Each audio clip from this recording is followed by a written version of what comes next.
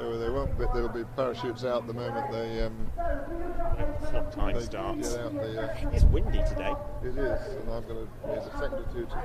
Okay. Hello. Apparently we are live now. Welcome to Bournemouth. Welcome to day 3 of the Bournemouth Air Festival, day 2 of our live broadcast. If you're a Plains TV regular and you don't recognise the faces, Ian's back at home in Devon. We are up here on the roof of the Cumberland Hotel. We're not plugged into the PA system. My name is Adam. I'm going to try my best to talk you through the action today over the next 5 hours or so in lieu of any commentary. And Adrian, who you probably have seen before at some point, is manning the cameras. Well, that's my job normally, behind the camera, so you shouldn't see me, but I should apologise in advance. We are testing equipment today. It wasn't the intention to live stream originally. It's just one camera, so it'll pan around a bit as it goes from one plane to another, and we'll be trying various settings on the camera, so things might go slightly awry. Forgive us for that. We do have 3 big shows coming up. We've got Jersey next week, we've got Duxford the weekend after, and then we're going to the Czech Republic for a huge NATO show. So we've got to get all the kit right, and we're here experimenting with it. But hey, why not broadcast while we're here? Exactly, and it was going so well yesterday that in the middle of our test we decided we'd go live and share all the action with you. But do tune in to our YouTube channel on Thursday of this week for a much more polished product from Jersey. And then next weekend, a stream over on watch.plainstv.com exclusively for our subscribers there from the Battle of Britain Air Show at Duxford, which is due to include something like more than 20 Spitfires among various other extraordinary participants. It is going to be a fantastic show.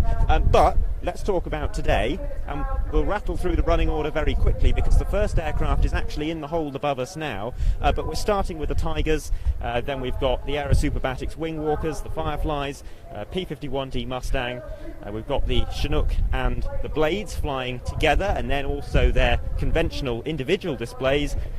We've got the Firebirds, the Battle of Britain Memorial Flight, Typhoon, Hawker Fury and P-47 flying as a pair. Scoot to the exciting things, I think they're about to jump. Well, B-52. We've got the B-52, that's right, doing a fly past towards the end of the flying programme. That will be at 4:15, the first B-52 to participate in a British flying display since 2017, I think. And of course the Red Arrows closing the show immediately after that. And now we're off to recite the camera. Yes, we're going to scoot over to our positions. You'll see a bit of a disturbance with the camera here because we've got to move it about, but I'm going to gracefully move out of shot.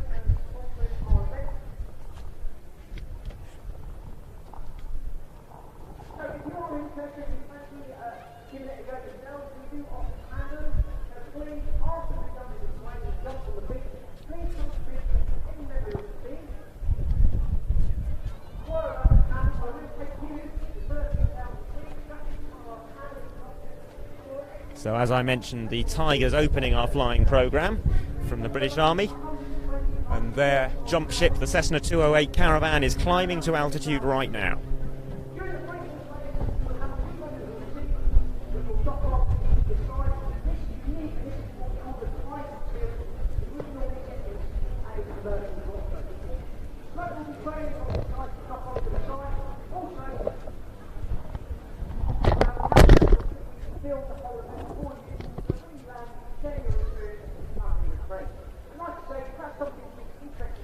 Well, I think that's us all in position now, ready to cover the Tigers.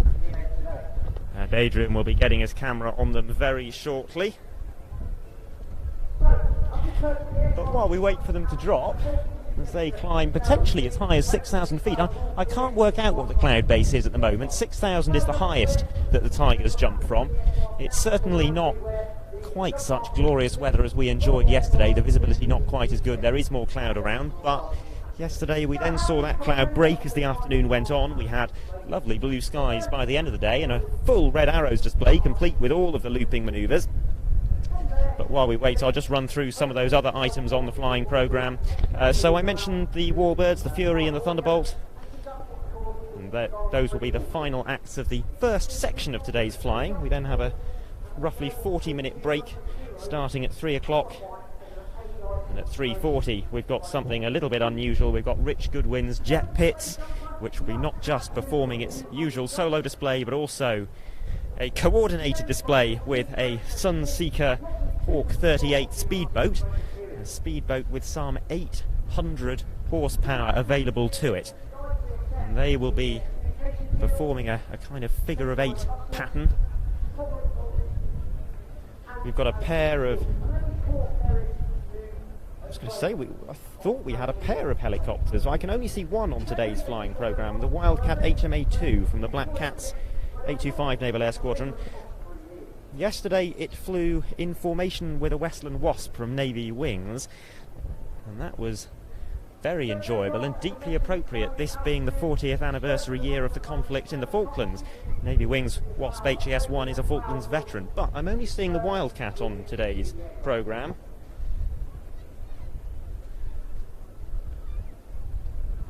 Hopefully we'll be pleasantly surprised by the participation of the Wasp as well, but we shall see. Then we've got that B-52 call sign Spicy 81. That will be at 4:15, the Red Arrows at 4:30.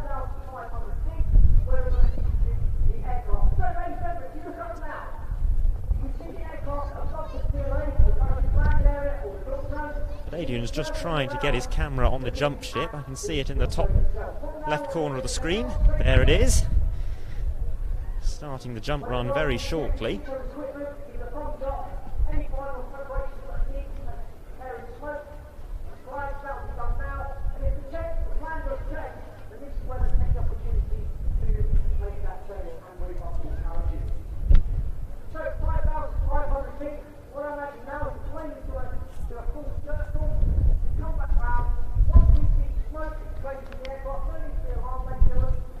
We've still got a minute or so before the Tigers start their jump run, so I'll use this time to tell you a little bit about them. They were formed in 1986, originally under the name the Dragons, but now called the Tigers, of course. They're one of the British Army's leading parachute display teams, one of 4, the others being the Red Devils, the Lightning Bolts and the Silver Stars. It is composed of 9 members of the Princess of Wales Royal Regiment.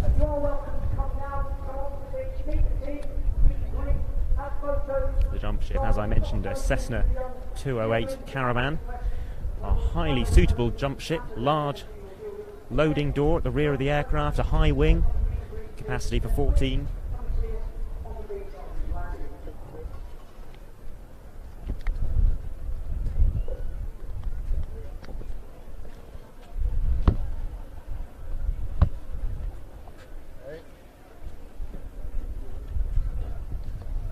And perhaps most importantly, a very powerful turboprop engine, a Pratt & Whitney PT6, which will help reduce the time taken to climb to altitude greatly. A climb rate of 1,200 feet per minute.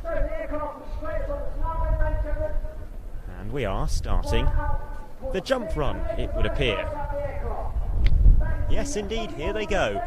Falling initially at 120 miles per hour, exiting the aircraft in 2 groups. The first group exiting the aircraft will be entering free fall at 120 miles per hour. The second group will be demonstrating some close formation canopy work.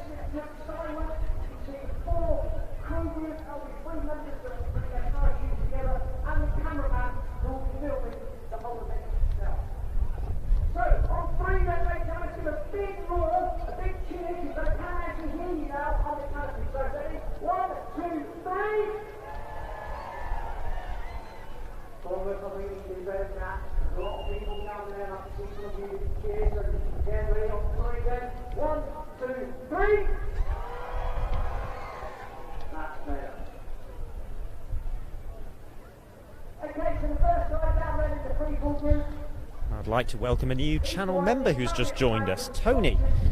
Thank you very much. It really does encourage us to get out and about and do more of these streams free to view on YouTube. And I must apologise, last night I wasn't keeping an eye on the chat particularly closely during the evening portion of the display, so if I did miss anybody who joined the channel then, I apologise, and I'll try and keep a closer eye on it today. Here we go. How close are you going to get? And the first guy is down. Let's give a big round of applause there. So those jumpers who initially demonstrated that free fall descending towards us, some of them bearing flags as they do so. And then high above us, a formation of 3, demonstrating some close formation canopy work. They will dive towards us and split apart shortly. Above them, one final parachutist. He's the team cameraman, getting a lovely recording of that trio as they dive in towards the display site. And as they do, I'd like to mention another new channel member. Andy, thank you very much for joining us.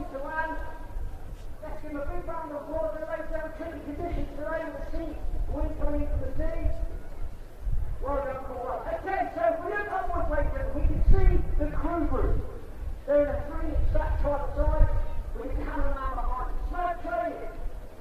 Flag will be flying. There we go, we're in it. There we go, into the downplane. So starting this near vertical dive, they'll come down towards us and get ready to watch all 3 split apart very dramatically.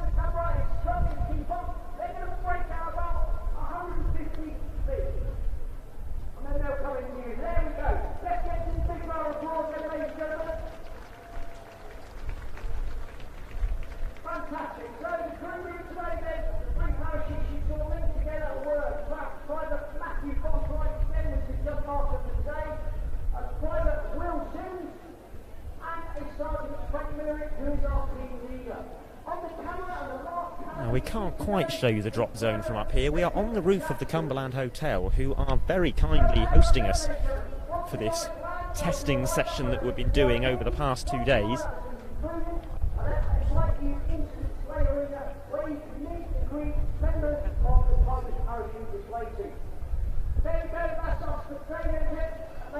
We can show you some goats on the cliff, even if we can't show you the parachute landing site. As I was saying, we're up on the roof of the Cumberland Hotel, on the 5th floor.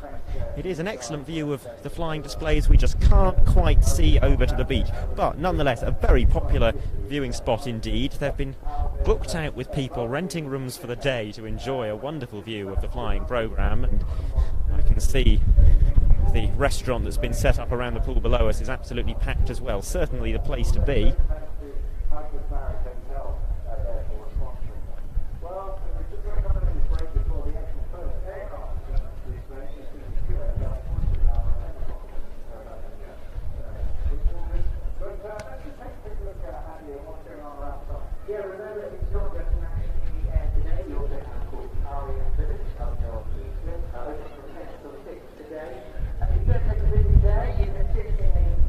We've got around about 5 minutes until the first of our main flying display items, which will be the Aerosuperbatics wingwalkers, and they should be running in at 14:42.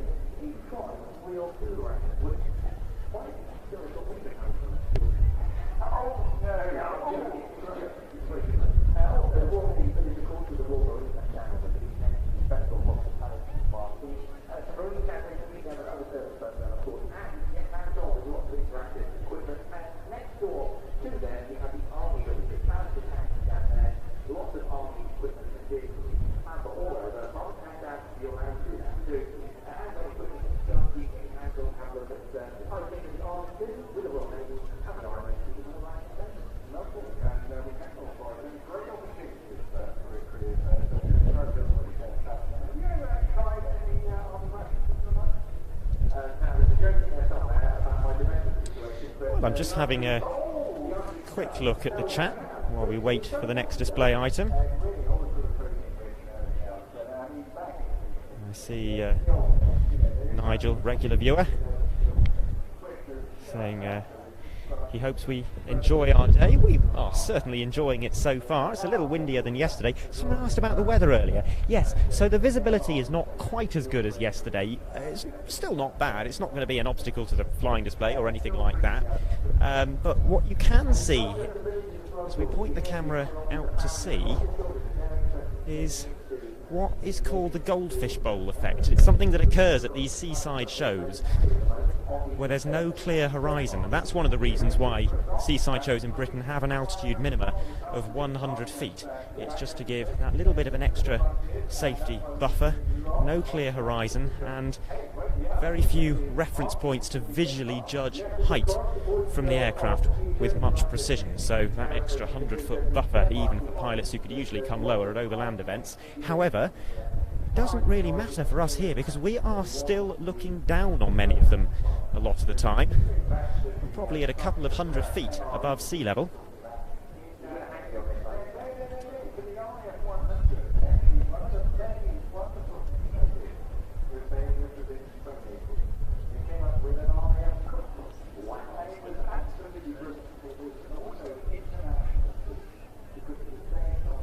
As David pointing out that we are outputting a picture that is a little bit dark. We are working on that. We're getting used to the camera and the monitor. It's relatively new equipment to us. We're using it with increasing confidence, but still getting there. Anyway, hopefully that's fixed for you now, and we'll be doing our best to manage the exposure levels over the course of the afternoon.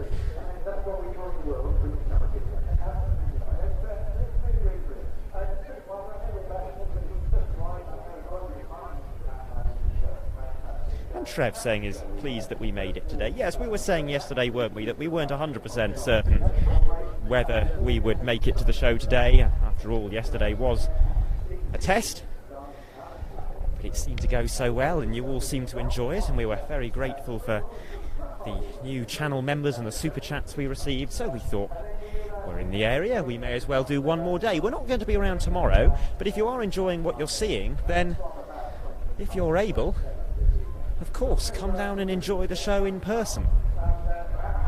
It is, of course, free to attend.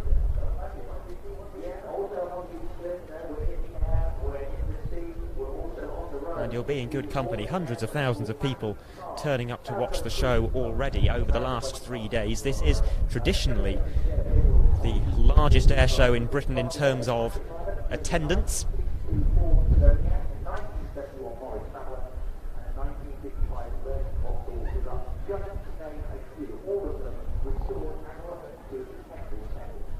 But I can hear in the distance the unmistakable rasp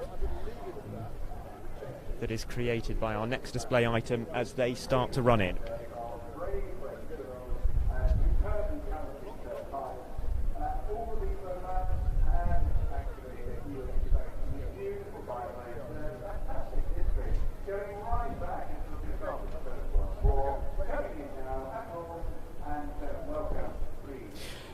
Well, coming in from the left, and Adrian's just about to get the camera onto them, we have the first of the main acts of our flying display programme, the Aerosuperbatics wingwalkers.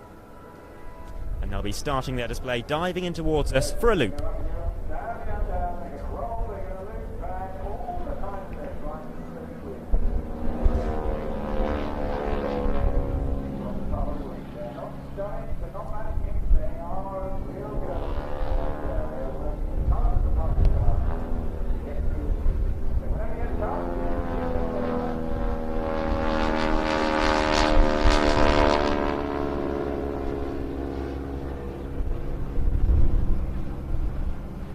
Sound there of two 9-cylinder 450 horsepower Pratt & Whitney Wasp Junior radial engines making that very distinctive noise. This is not the engine you would have found on the stock Boeing Stearmans. I say Boeing Stearmans, of course that's what we often call them. This was not an aircraft that was designed by Boeing, it was designed by the Stearman Aircraft Company. Boeing bought out that company some years after the aircraft's first flight, and hence it became known as the Boeing Stearman.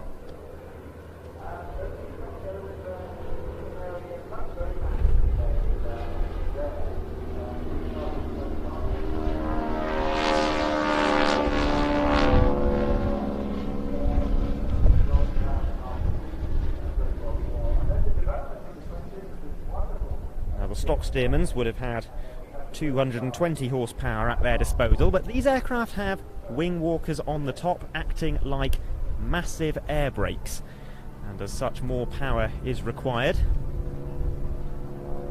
It's one of a number of modifications that have been made to these aeroplanes.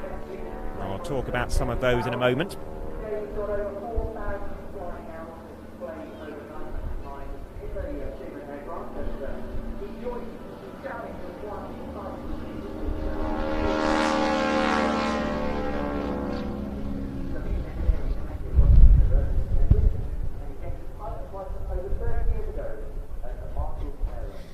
They would originally have been fabric covered. These instead are covered with a stronger synthetic heat shrink wrap. There are no controls in the forward cockpit. That makes it easier for the wingwalkers to climb in and out. They have to sit in the cockpit at the start of a transit flight, really, because otherwise they'll be exhausted and frozen by the time they arrive in the display area. So they sit in the cockpit to begin with, then climb out. They are open cockpits. That was another very conscious decision back when the aircraft was being designed. It was considered important that student pilots could feel the effect of the wind on their face, and that would help them in flying the aircraft intuitively. It's the same principles as in a modern glider, where there's a little string on the top of the cockpit canopy, so the pilot can judge what the airflow around the aircraft is doing, see whether he's coordinating the rudder correctly. It's the same sort of principles, really. Now the aircraft are coming in towards us, and they'll split left and right into a lovely opposition sequence that will take up the next 5 minutes or so.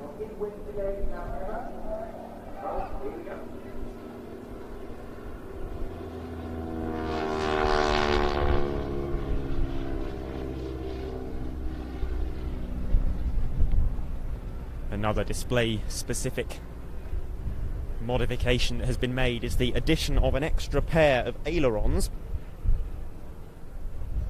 normally only present on the lower wing of the Stearman, but present on both wings of these aircraft in order to improve their roll rate.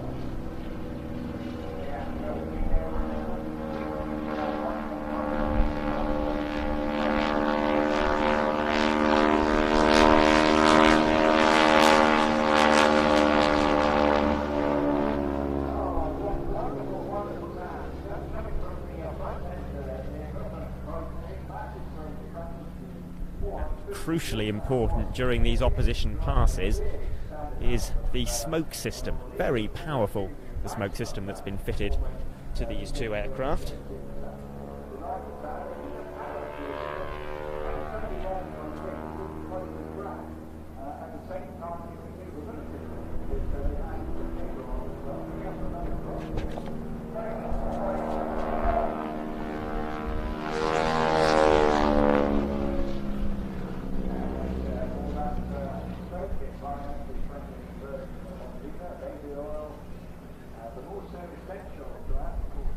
The smoke that's being used is Ondina, which is very much like baby oil. It's the standard airshow smoke in the UK for civilian performers. Environmentally friendly. I was told by one pilot who was developing a smoke system at the time that it's so friendly that you can have a bath in it or even drink the stuff, although I wouldn't recommend trying that. It's not cheap though. You're looking at paying £3.50 a litre for this, so much more expensive than the fuel that goes in the aircraft.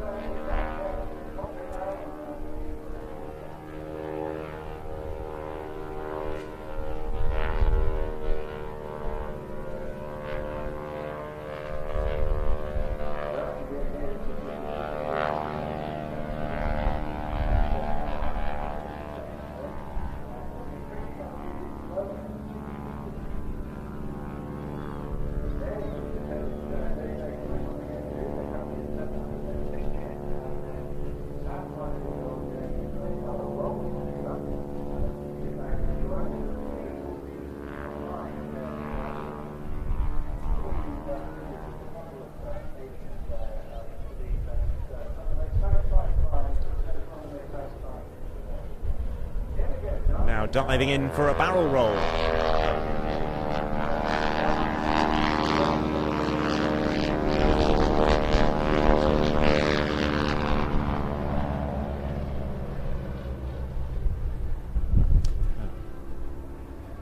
Ronnie asking why is it so grey and smoky? Well, the smoke from the wingwalkers isn't helping in that regard. It is particularly thick smoke and we have an on-crowd wind, so it is blowing towards us a bit, but generally it's just a slightly muggy day today. It's not such good visibility as yesterday, a little bit more cloud in the sky, but still sufficient weather conditions to enjoy a full flying display programme.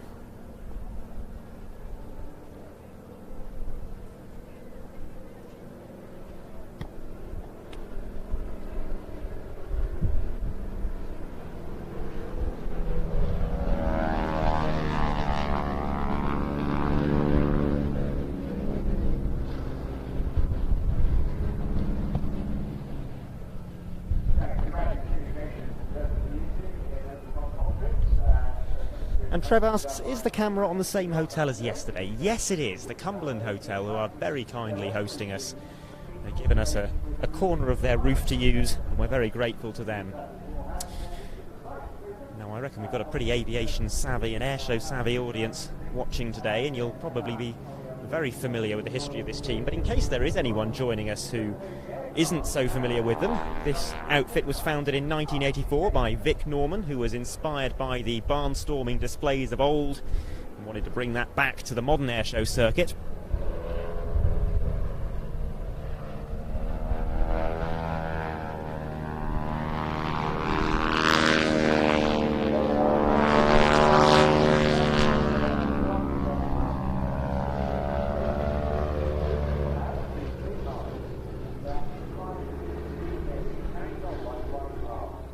Might have known them under several other names. They had title sponsors such as the Utterly Butterly, Gino, Breitling most recently, but now operating under their original name, Aerosuperbatics.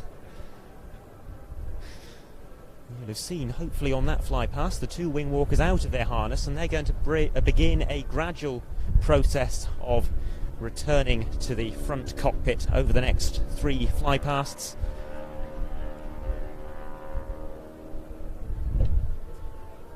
So on this next pass, you'll see them with one leg on the trailing edge, the other one on top of the fuselage.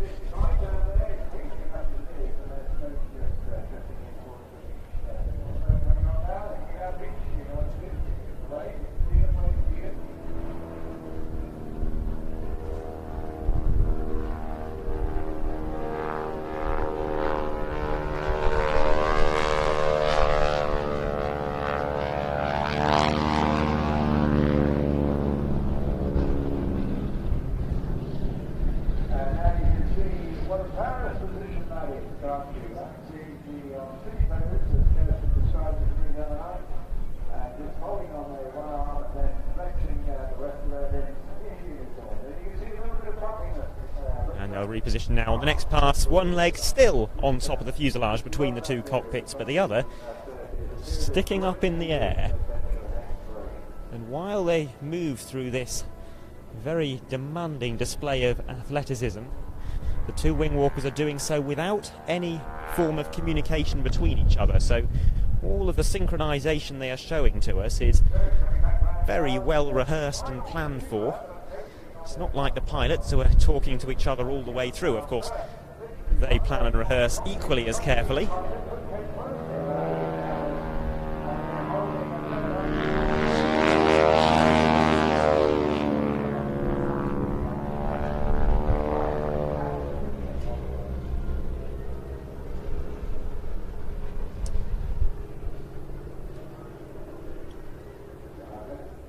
So now the wingwalkers fully out of their harnesses and off the top wing. They're still connected to the aircraft, of course, by means of a cable, but inching ever closer to the comfort of that front cockpit with each pass. And on the next pass we'll see them with one leg actually inside the cockpit, and the other will be on the lower wing.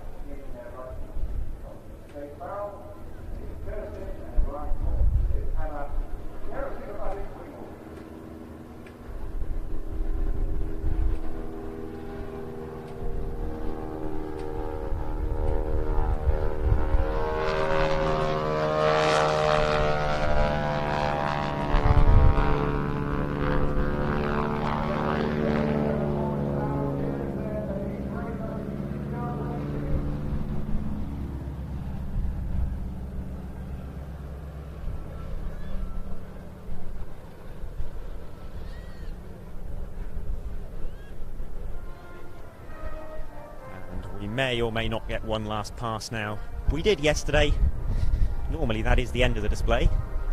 But as I said yesterday, we got one last pass with the wingwalkers actually fully inside that front cockpit. But no, it looks like they are heading off back to Bournemouth Airport, which is the base for most of the aircraft taking part in today's display. I say most because there is one very prominent exception, which is the B-52 coming from a detachment of aircraft temporarily stationed at RAF Fairford on deployment. Although it actually hails from Minot Air Force Base in North Dakota.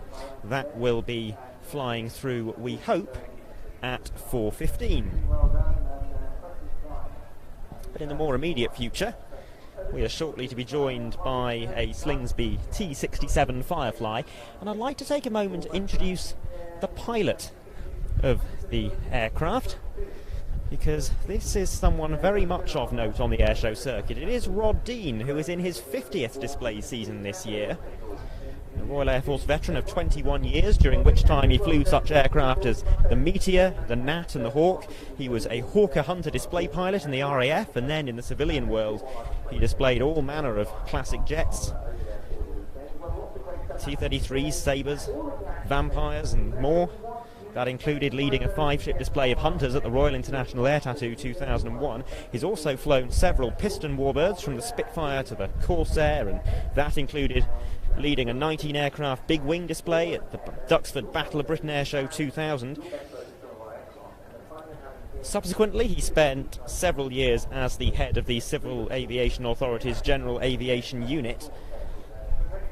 He's now retired from the CAA, and he still displays the Firefly, but he can also be found as part of flight control committees at air shows across the UK. We'll be seeing him very shortly. But until we see the Firefly running in, I shall take a look at the chat, and I'd like to thank Kevin for his very generous super chat, which is all very much appreciated.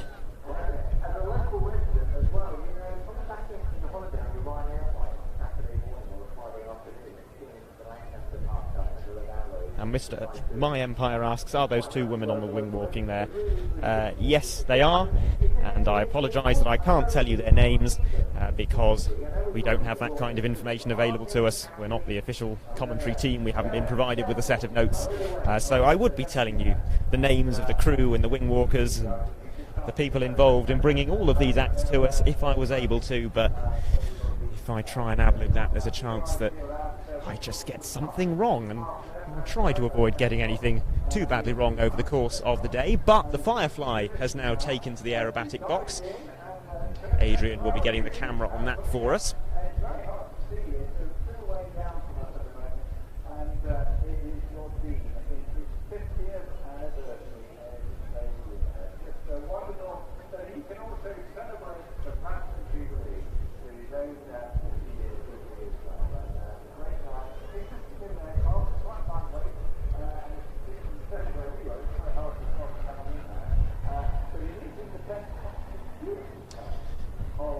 Starting the display with some higher altitude aerobatics, gradually working down lower as the display progresses, with some low flypasts at the end.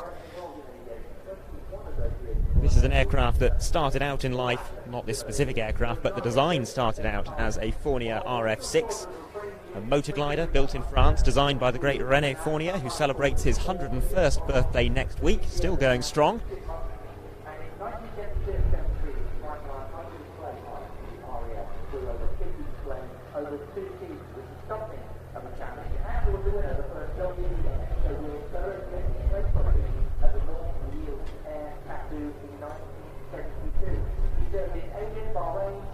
Unfortunately, the RF6 didn't sell particularly well, and no more than 40 had rolled off the production line when, unfortunately, the factory had to close. But Slingsby here in the UK picked up the rights to the design and resumed manufacturing it. They also developed a much more powerful version, which they marketed to militaries as an aerobatic training aircraft. They fitted a 160 horsepower fuel-injected Lycoming AEIO 540 engine rather than the traditional 100 horsepower Continental O200.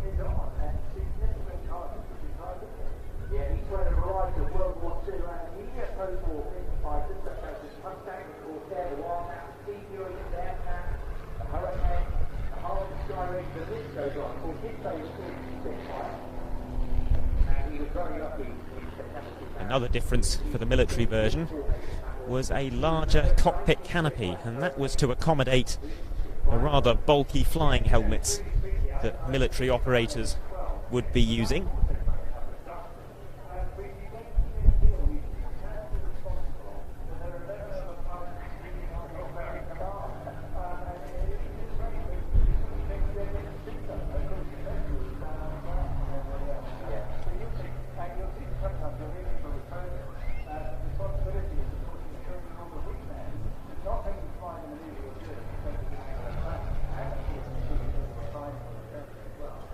The Firefly was used by the UK up until 2010, whereupon it was replaced by the Grob Tutor, and indeed anyone who has subscribed to watch.planestv.com and followed our coverage of the Duxford Summer Air Show will have seen a Grob Tutor painted in a paint scheme very similar to this, an experimental paint scheme intended to deduce which colours an aircraft should be painted in for maximum visibility.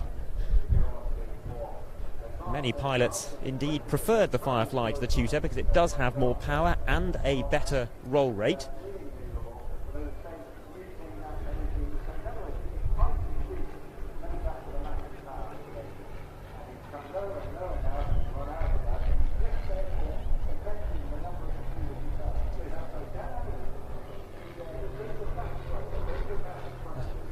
But despite that, the Firefly not the ideal training aircraft in some respects, partly because it had rather poor spin recovery, which could make it rather unforgiving in certain situations. Saw a good deal of export success though, most notably to the United States, although they have also retired the type.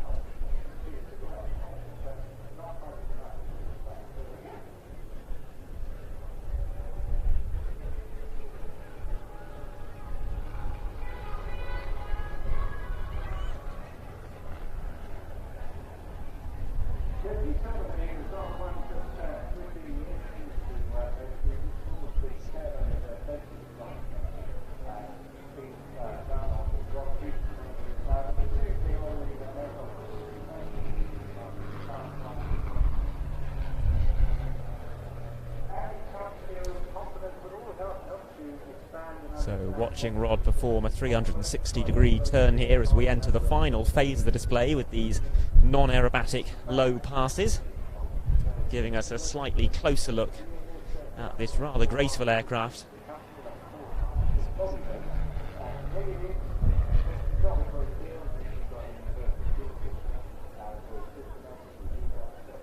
I do very much like motor glider style designs with those lovely long wings, which normally are not conducive to a particularly good roll rate, but in this case the Firefly proving an exception to that rule. In fact, many of Fournier's designs have quite excellent roll rates despite having rather large wingspans.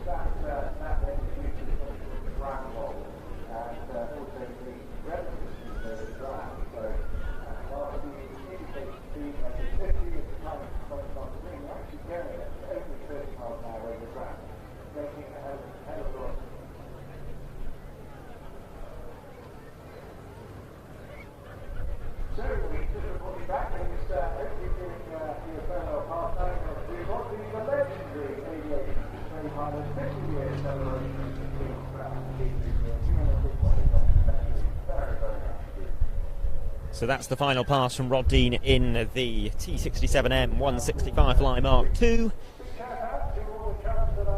And I'd like to take this moment to say hello to anyone who's joined us since the start of the broadcast. I'm sure viewing numbers building steadily as we get into this afternoon's action, which will take us all the way through until 5 o'clock. With many of the stars of the show towards the end of the programme, the likes of the Red Arrows and, of course, the B-52, which will be flying through, we hope, at 4:15.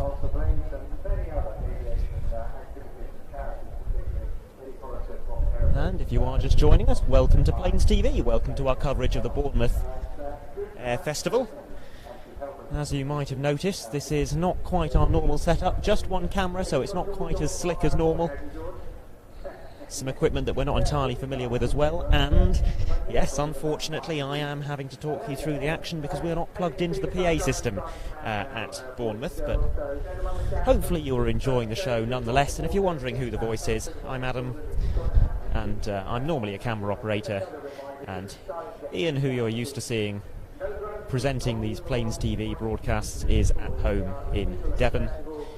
Adrian and I out here enjoying ourselves in what is some weak sun starting to filter through the clouds, so we can hope that the weather will break a little, the clouds will clear and lift as they did yesterday.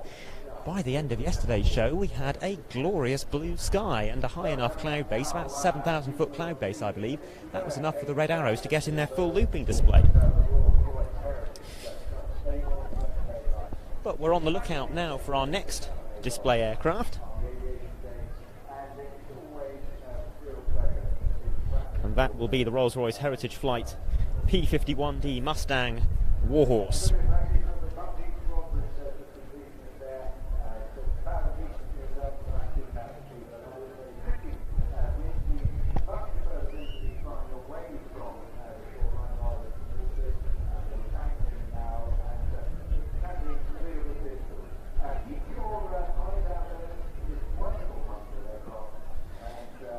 And if you do see anything running in on flight radar, I'm sure many of you are following along on one of those tracking sites, then do let me know in the chat. I'm trying to keep half an eye on the chat. I'm only glancing at it from time to time, but not being connected to the PA system or the organisers at this event, we don't always have the best idea of what's going on with the schedule. So if I do happen to glance at the chat and happen to see a message informing us that an aircraft is about to start running in, that is very helpful.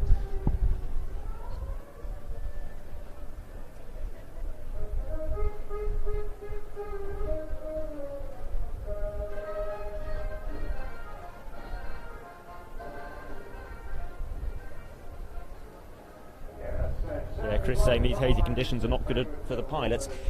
Well, there's a way of compensating for it, which is simple enough. It's a well-known effect I mentioned earlier called the goldfish bowl effect that occurs at these seaside shows. And the simple way of getting round the problem is introducing a 100-foot altitude minima to give a little bit of an extra safety buffer. That is the case at all British seaside shows. But now, running in from the left, the P-51D Mustang.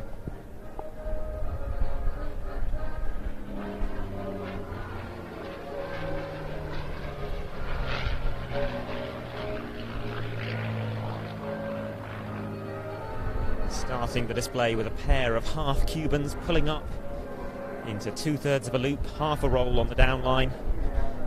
That's a half Cuban, then turning past us and performing the same manoeuvre again on the other side.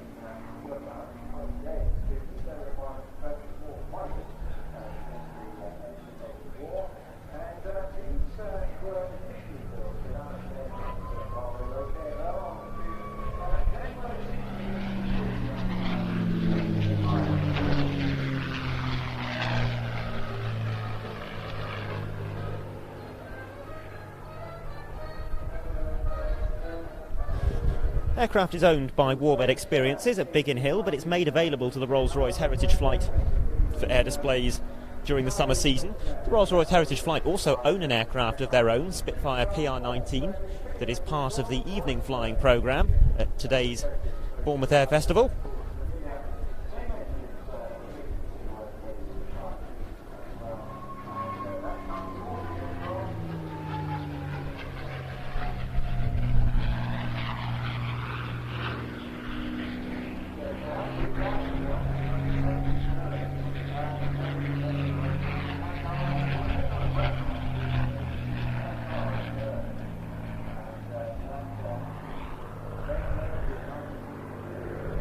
Seen this aircraft on the airshow circuit for many years, operating under names such as the Shark and Old Crow, but it's now known as Warhorse. And we'll get a good look at this fairly new paint scheme on this next pass, where he'll be showing the top surface of the aircraft to us.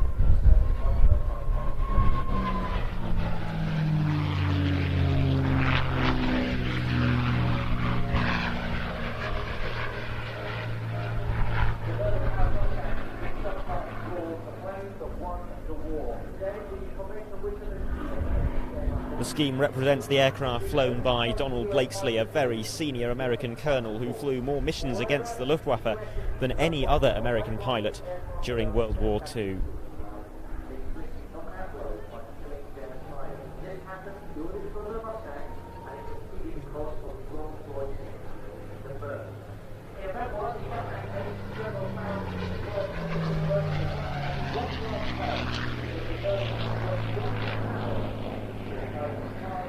Colonel Blakesley actually started out as a Spitfire pilot with the Royal Canadian Air Force before transferring to the RAF Eagle Squadrons and finally the United States Army Air Forces in 1992, with whom he initially flew the P-47.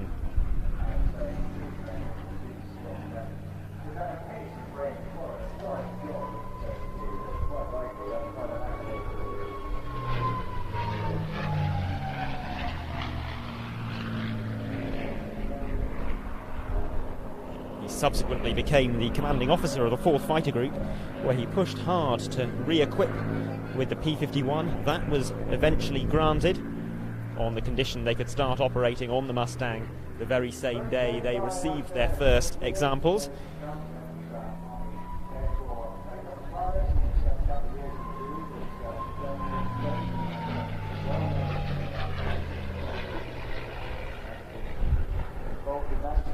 In March 1944, he became the first pilot to fly a P-51 over Berlin. In June that year, he led the first shuttle mission to Russia. He was then grounded in September owing to his high status. There had been some high-profile shoot-downs that was taking an effect on morale, so Colonel Blakesley was moved to a ground-based role, but he remained in the US Air Force until 1965, and over the course of the war he accumulated over 1,000 combat hours and 15.5 kills.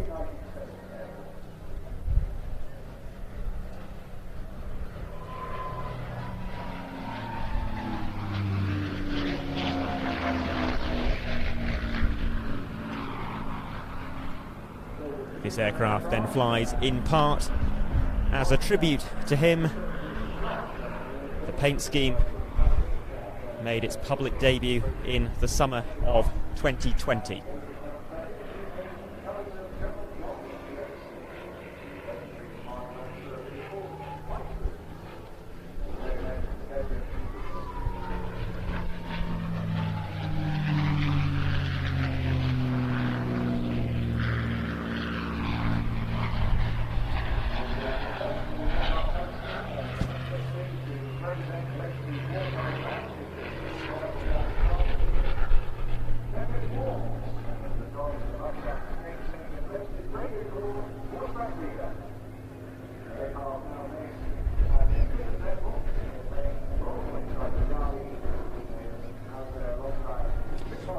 Wish asks, is there an evening display again tonight, and will we be covering it? Yes, there will be, and I don't think we've decided yet. It depends rather on how today goes, but we'll let you know.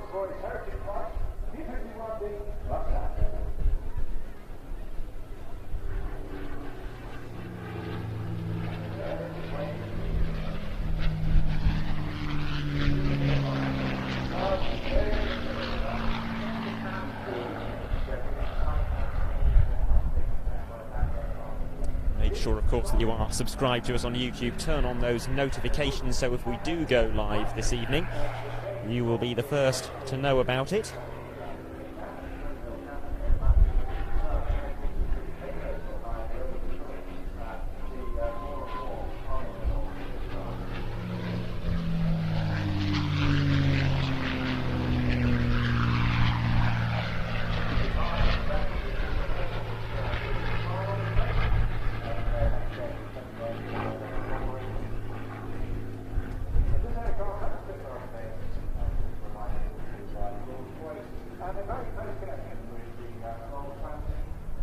Of a misconception perhaps that it was the Merlin that made the Mustang, whereas in fact the Allison-engined Mustang was a perfectly capable low-altitude fighter.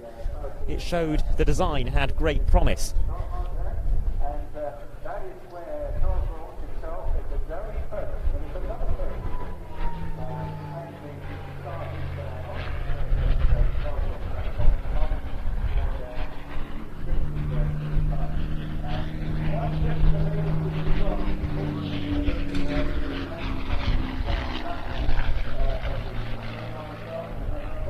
It did not, however, perform particularly well at high altitude, so a new engine was sought, and the one that was selected was a Merlin 66, the same engine used in the Spitfire Mark 9s, which were frequently used for the likes of high altitude photo reconnaissance work.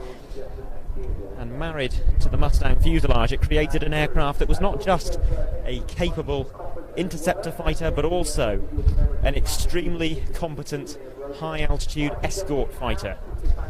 And that was a multi-role capability that had been yet to be experienced until the Mustang came along, at least not to that degree. So, a lovely display by the Mustang, which has just concluded with that barrel roll.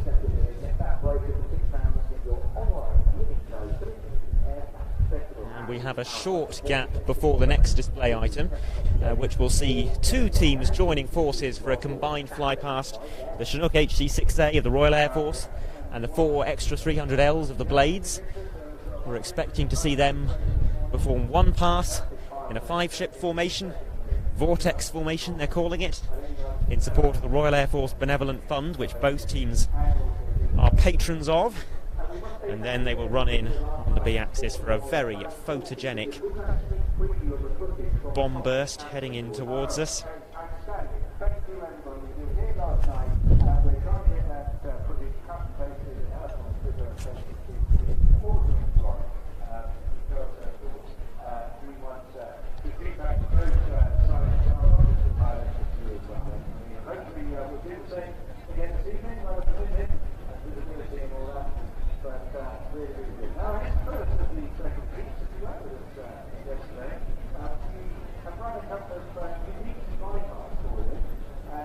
This is the first one.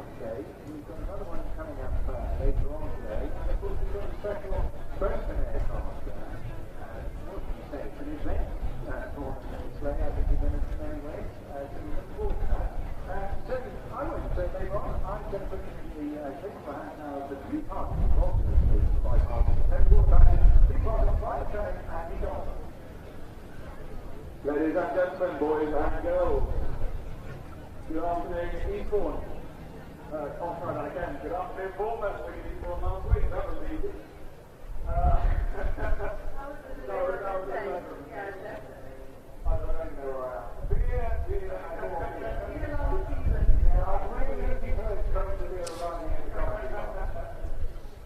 Well, hello to anyone who is just joining us, and welcome to Plains TV's live broadcast from the Bournemouth Air Festival. I think we've got some explaining to do, because if you are a regular Plains TV viewer, you're probably tuning in thinking something's a bit different to normal. In fact, several things are a bit different to normal. This is a bit of an experimental stream, just one camera rather than the usual 2 or 3 or even more.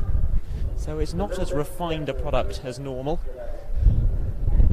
And the feed from the camera is just going straight out to YouTube. There's no vision mixing going on, no graphics, no music, nothing like that. We're not connected to the show's PA system, so it's down to me to try and talk you through the action. And if you're wondering who I am, my name's Adam. I'm usually a camera operator.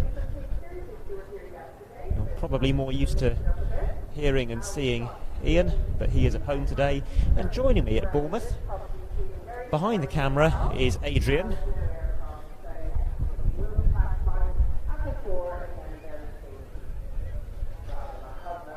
Mike asks, what time is Rich Goodwin's display? Well, he is on at 3:40. We've got a 40-minute gap in the middle of the flying programme, a bit of a break, and Rich is the first act after we return. He's opening his display not just with his pits, but also with a Sunseeker Hawk 38 speedboat. They will be performing various synchronised manoeuvres before Rich goes into his solo display.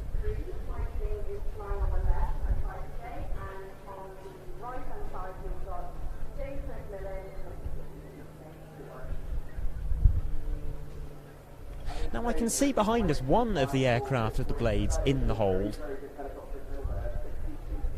but out to our left, over the headland, I can see the distinctive shape of a Chinook with what looks like one blade on either side. So Adrian just moving towards the camera, he's about to zoom in on that and show it to you. I would assume, based on the fact we have one blade behind us and what seems to be 2 in the main formation, that we are going to see a 3-ship fly past, the Chinook and 2 blades, and then the remaining blade, the white aircraft, the Ghost, and I'll talk a little bit more about that in a moment. The Ghost will join the 2 extra 300s that you can see on the screen now for a 3-ship Blades display rather than the usual 4. We're not seeing 3 extra 300s in this vortex formation because you can't make a symmetrical formation with 2 aircraft on one side and 1 on the other. So that 3rd blade standing by, getting ready to join the other 2 as soon as this vortex element is complete. I'll leave you to enjoy the sound now of 2 Lycoming AO540 engines, but also the mighty Chinook. Enjoy the blade slap. Here they come.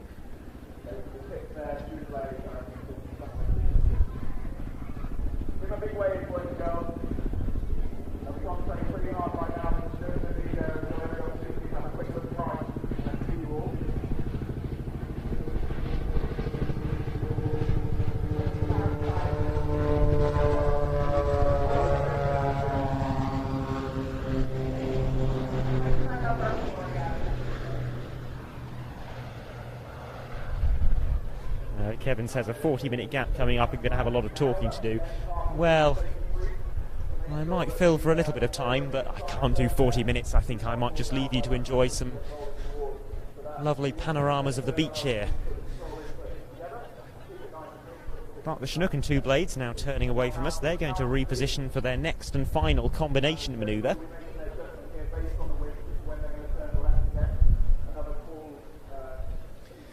This is a formation that we've seen take place at a number of shows over the course of the 2022 display season, although it's the first time I've seen it in person.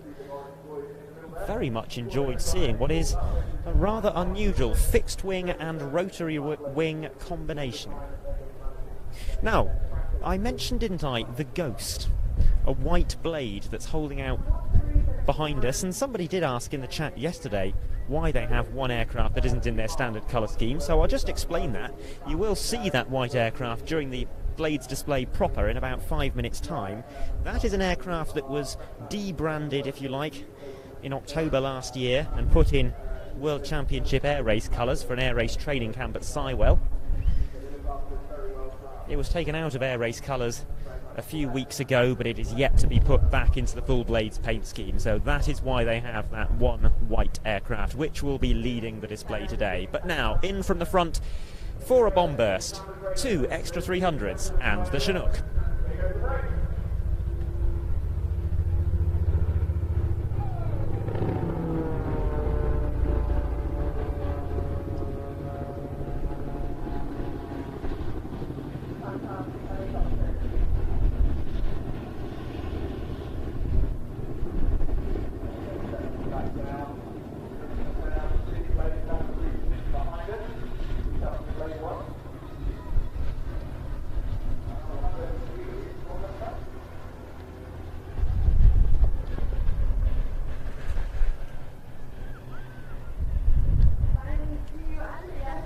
Jack says iconic blade slap.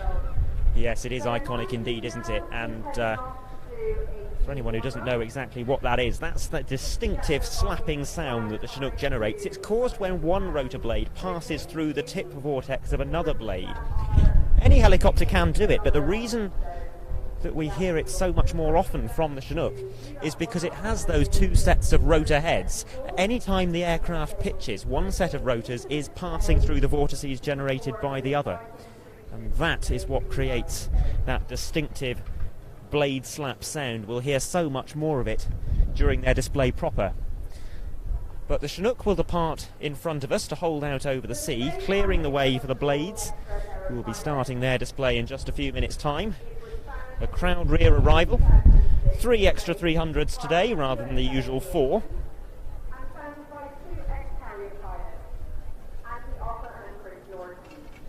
They're flying the extra 300L, which is the best-selling version of the extra 300 family. It has a low wing as compared to the original extra for improved aerobatic performance. It also has 2 seats. Now that's vitally important for the work the Blades do, because they operate as an aerobatic airline carrying passengers from their base at Sywell. That does carry a bit of a weight penalty, so these 2-seat extras are not the go-to aircraft for the top level of competition aerobatics. You'll find that field of competition dominated by the most advanced single-seat version, the Extra 330SC, which has 15 additional horsepower as compared to these Extra 300Ls. They are lighter, and they also have a slightly better roll rate, 420 degrees per second, literally rolling in the blink of an eye. Whereas for these 300Ls, it is 400 degrees per second, but still very impressive indeed. The Extra 330SCs, by the way, are pretty much unmatched at the moment in terms of competition aerobatics. They've claimed the top award at the World Aerobatic Championships every single year bar one since 2009. Usually in the hands of French pilots from the Equipe de Voltige, but it's these 2-seat extras that we see much more commonly on the airshow circuit.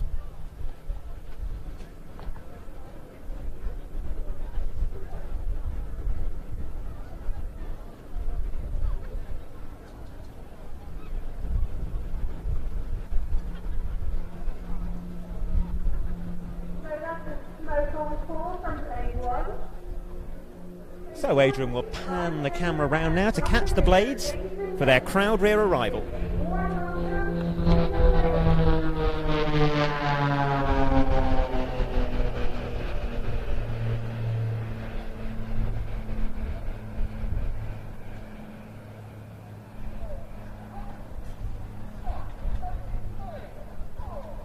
And it's going to be a little bit of a challenge to commentate on this because we don't know exactly what they're going to do with one aircraft missing, but they'll start their display as normal with a loop. And And a very impressive manoeuvre coming up next, one that few, if any, other aerobatic teams can replicate. They will pull up into the vertical, the airspeed will bleed away, and just as the speed falls to zero, the outer two aircraft will perform stall turns, the leader a pushover. That is Falling Angels. Now diving back in towards us for an 8G manoeuvre, splitting the team into 3 elements, the crossfire break.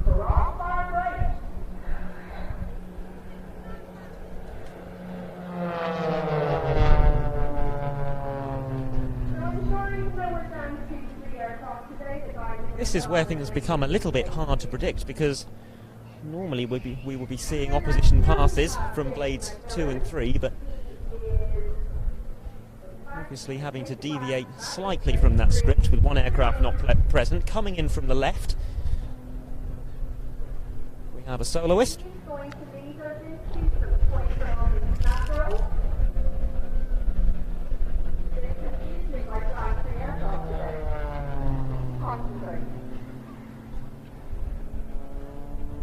But now in from the left and right we do have an opposition pass.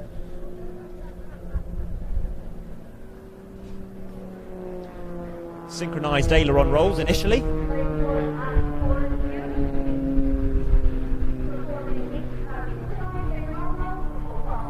And then blades 1 and 4 pull up into the vertical for synchronised tail slides, about to stop mid-air, then fall back through their smoke trails, and keep an eye on the aircraft on the left.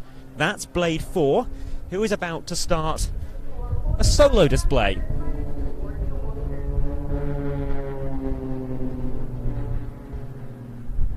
Mentioned, did I not, the exceptional manoeuvrability of the Extra 300, and we're about to see that demonstrated. A series of solo manoeuvres that last around 90 seconds.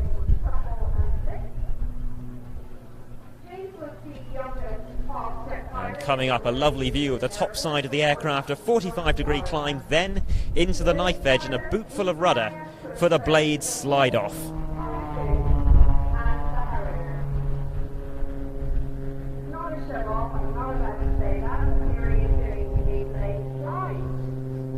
Rolling inverted, converting that climb into a split S.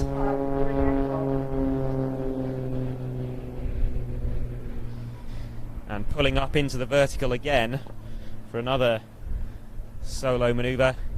Rolling, airspeed bleeding back to zero, and this is what's called a torque roll, using the torque of the engine to keep the aircraft rotating, even without any forward airspeed.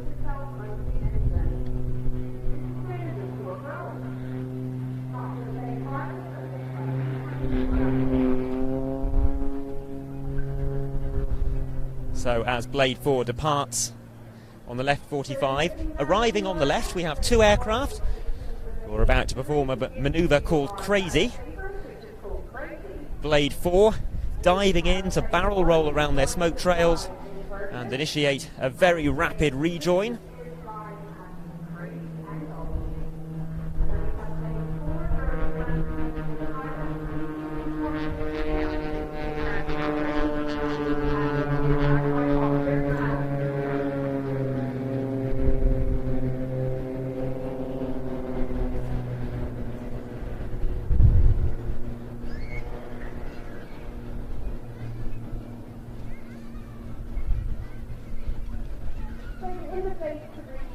And now we move into some 3-ship formation aerobatics for the next few minutes.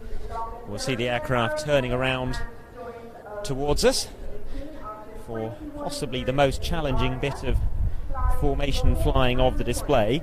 They'll pull up into a loop, and on the exit of that loop transition into a 540-degree turn in Vic formation. So as they exit the loop, they will be pitching and rolling at the same time while maintaining this very accurate and precise close formation.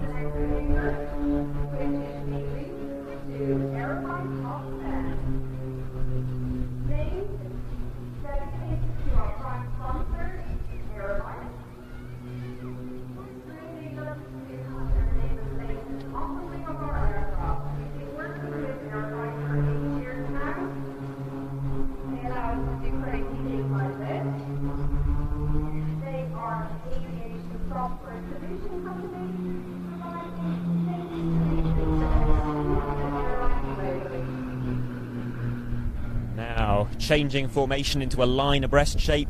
The two wingmen on either side of the formation will be looking straight over their shoulders, sideways at the leader, trying to stay exactly level with his helmet.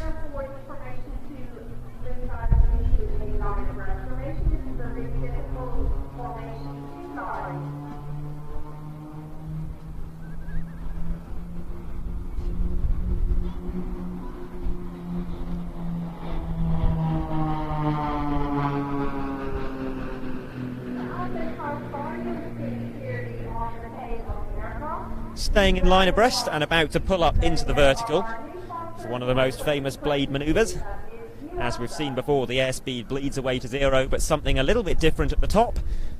A boot full of left rudder, they'll pivot round that left wingtip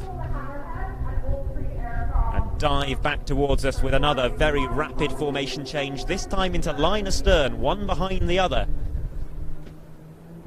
before pulling up into a loop at quarter-second intervals for the blade snake.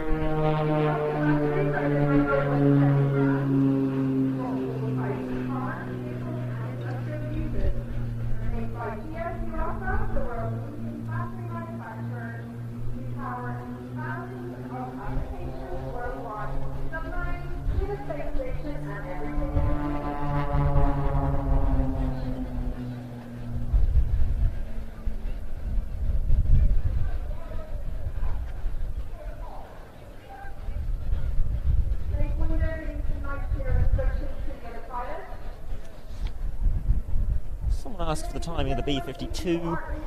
Just to confirm, we're expecting that at 4:15 today.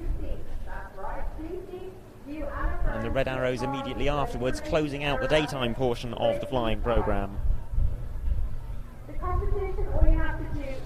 But now the three-ship coming in from the left to show off that 400 degree per second roll rate that I mentioned earlier, with 3 sets of aileron rolls, perfectly synchronised. The smoke goes off and here comes the first roll. So here the guys are performing aileron roll, demonstrating the rolling capability of the Extra 300. The Extra has an 8-position wingspan with the aileron spanning the entire length of the wing, allowing the aircraft to perform these fast dynamic road maneuvers.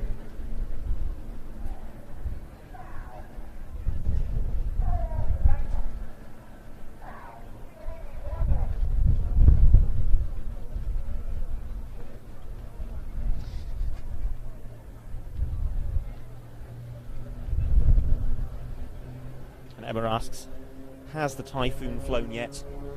Well, I'll just get the timing of the Typhoon for you. No, it hasn't. And we're expecting to see that at around about 2:30. But now the team will pull up into a loop. On the way up, they'll twist through 90 degrees in what's known as a quarter clover to exit in front of us. You'll see the aircraft on the left-hand side of the formation as we look at it break away,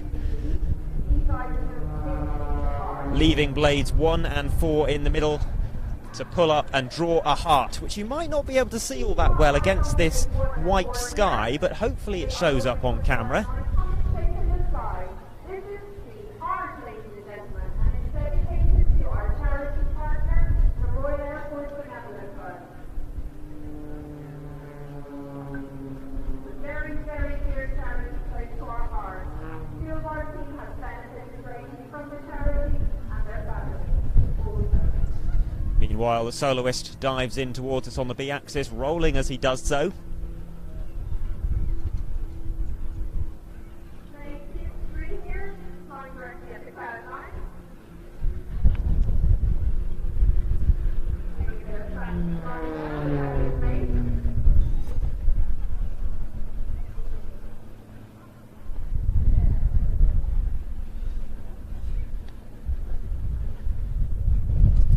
Willie says these pilots must be American. That was too precise for UK stunt pilots. Well, these are all ex-Red Arrows, which is why the quality of the display is quite so high.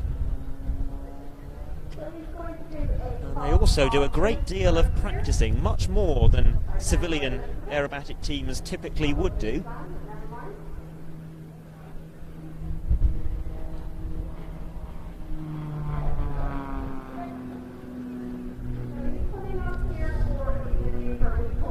Pulling up for a Lomshevac, tumbling the aircraft through all of its axes. Normally that would be 2 aircraft performing synchronised Lomshevacs, had it not been for the missing plane. But in from show centre now and pulling up into the vertical.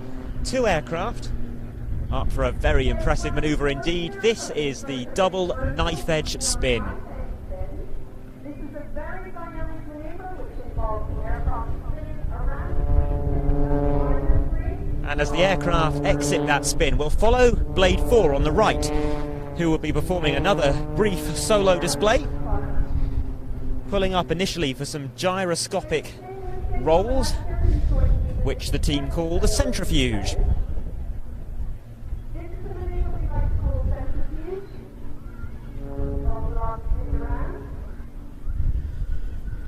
And now descending to show us a slow aileron roll. Some very challenging cross control required by the pilot to maintain perfect altitude over the course of the manoeuvre.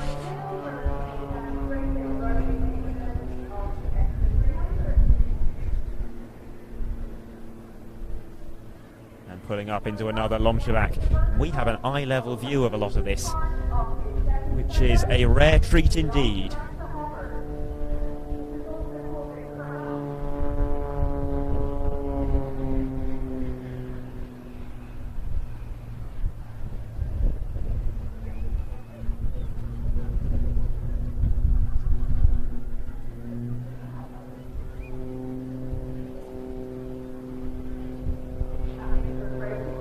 So that completes the final solo manoeuvre of the display, and out to the left we can see 2 aircraft with the smoke on. Blade 4 is heading directly for them.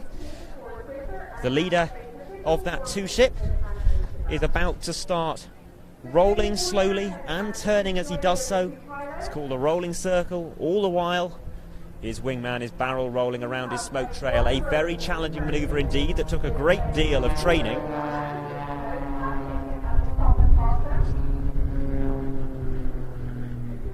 Highly disorientating for both pilots. Introduced for the 2022 season, one of the only new manoeuvres in this year's Blades display.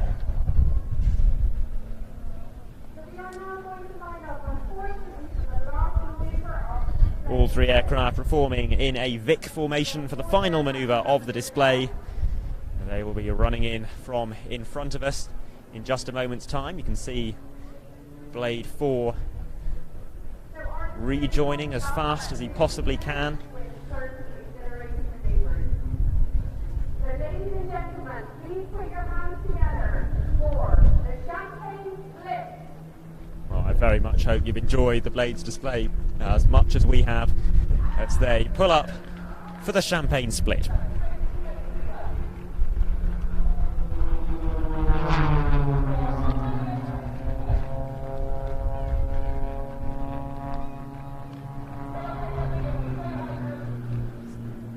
Absolutely terrific, as we are well accustomed to from the Blades. I hope you enjoyed that.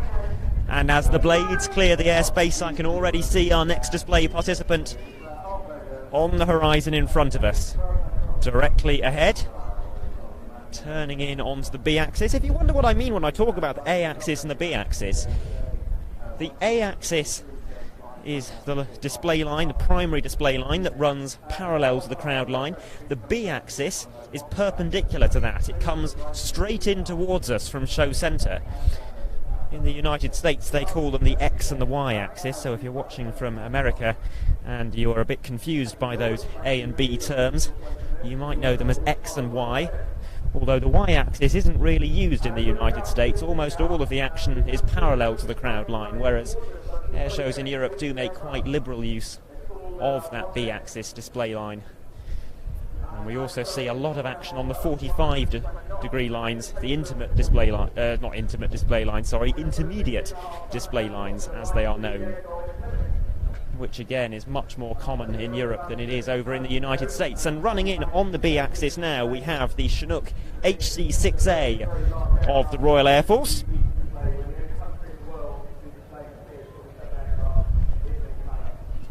Get ready to experience that blade slap once again. The aircraft about to pull up at show centre for a pedal turn.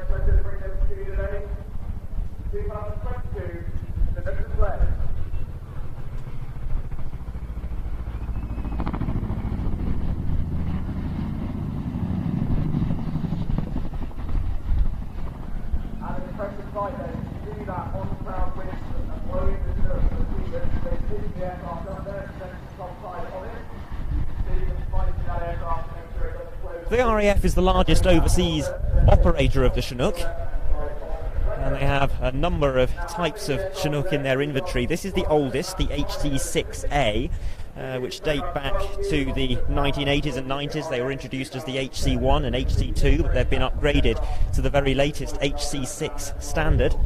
They are roughly equivalent to the CH-47D in American service. The RAF also fields a number of HC-5s, which are roughly equivalent to the MH-64E, and 14 brand new HC-6s. That's the British designation for the CH-47F. But now running in for the next manoeuvre of the display and about to show the surprising manoeuvrability of this aircraft. This manoeuvre is called a roller coaster, pitching up to 50 degrees and then down to 50 degrees in a nose over. Lots of blade slap as the aircraft goes over the top.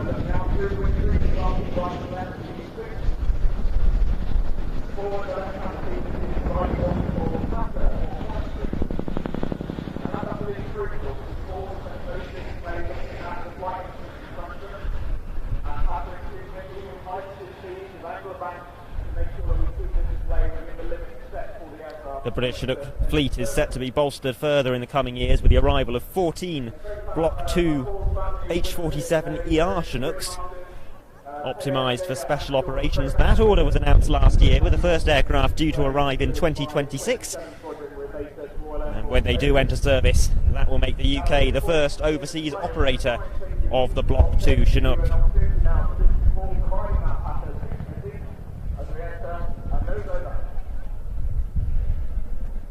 But we're going to see another nose over now, this time from right to left.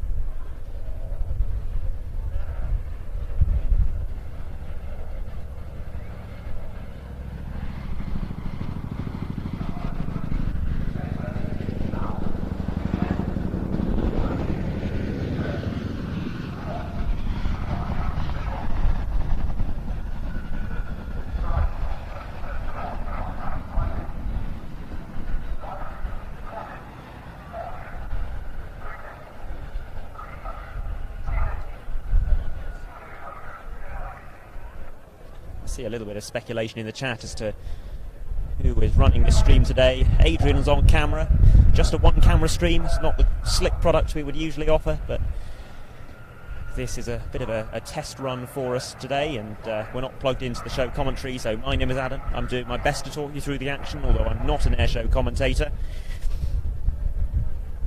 But we're now seeing the Chinook run in for what we would normally call a wing rock with a fixed wing aircraft.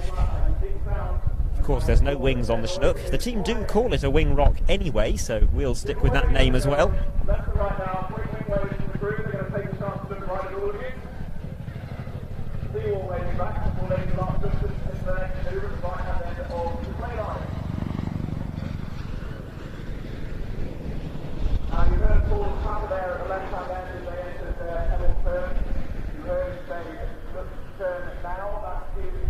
This year's display sequence is new. It was designed by the display pilot, Flight Lieutenant Matthew Smythe, and one of the changes that we're going to see in just a moment time is a manoeuvre called the quick stop, a way of very rapidly transitioning from high airspeed into the hover, Previously it was performed on the A-axis along the crowd line, now it's performed on the B-axis directly towards us.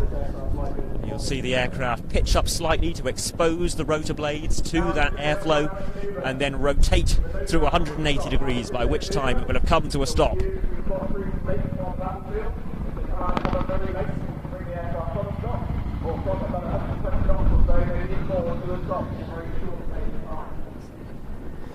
And we'll see if Adrian can zoom in on that rear ramp to catch the loadmaster waving with his big orange foam hands.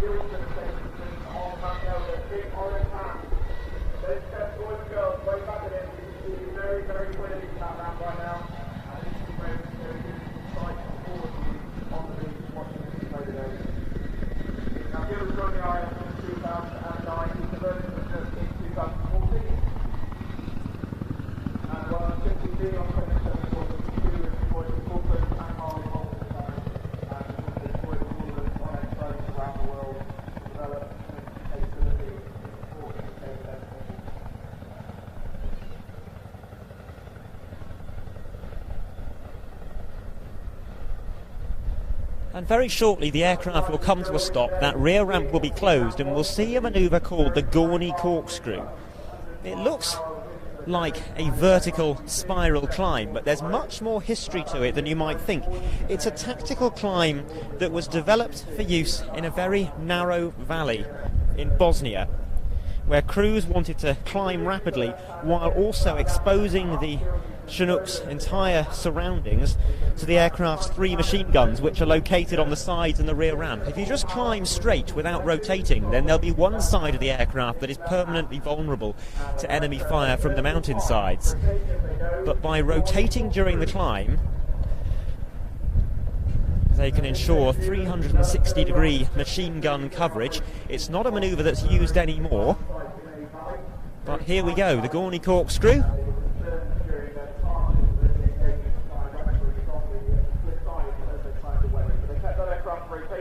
Mike asks, is the NATO Day show free coverage?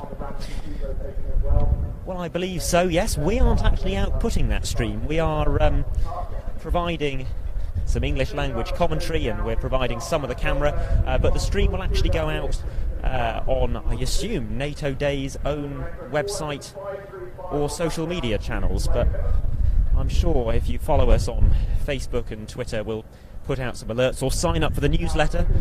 Head over to our website, you can sign up for the newsletter, and Ian will send messages from time to time when we are about to go live with broadcasts. But what is free to view is Thursday this week, the Jersey air display. That will go out on YouTube, so make sure you are subscribed and you've got your notifications on.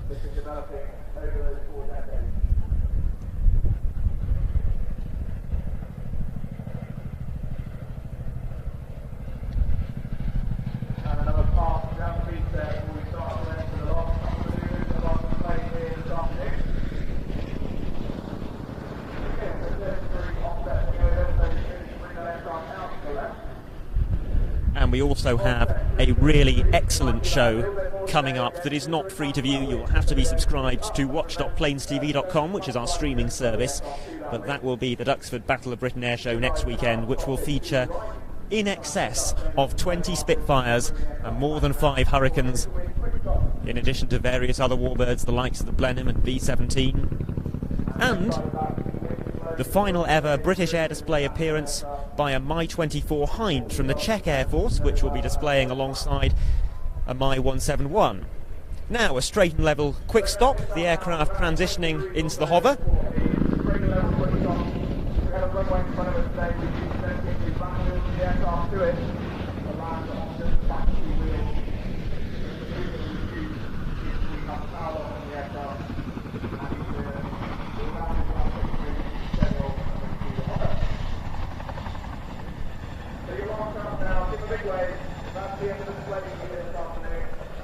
And now one final manoeuvre, the over-the-shoulder departure, which is used to exit a landing site if there's a threat in front of the aircraft, very quickly turning around to make sure that it is the bulletproof plating on the rear ramp and the underside of the Chinook that is facing that threat.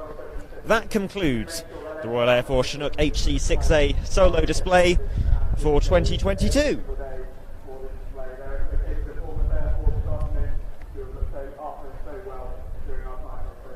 Well, I hope you enjoyed that, and if you did, then do make sure to drop the video a like, subscribe to us on YouTube, so you can enjoy all of our upcoming YouTube coverage, including, as I mentioned, that live stream from Jersey on Thursday. We're moving into an exceptionally busy time with 3 big shows over the next couple of weeks.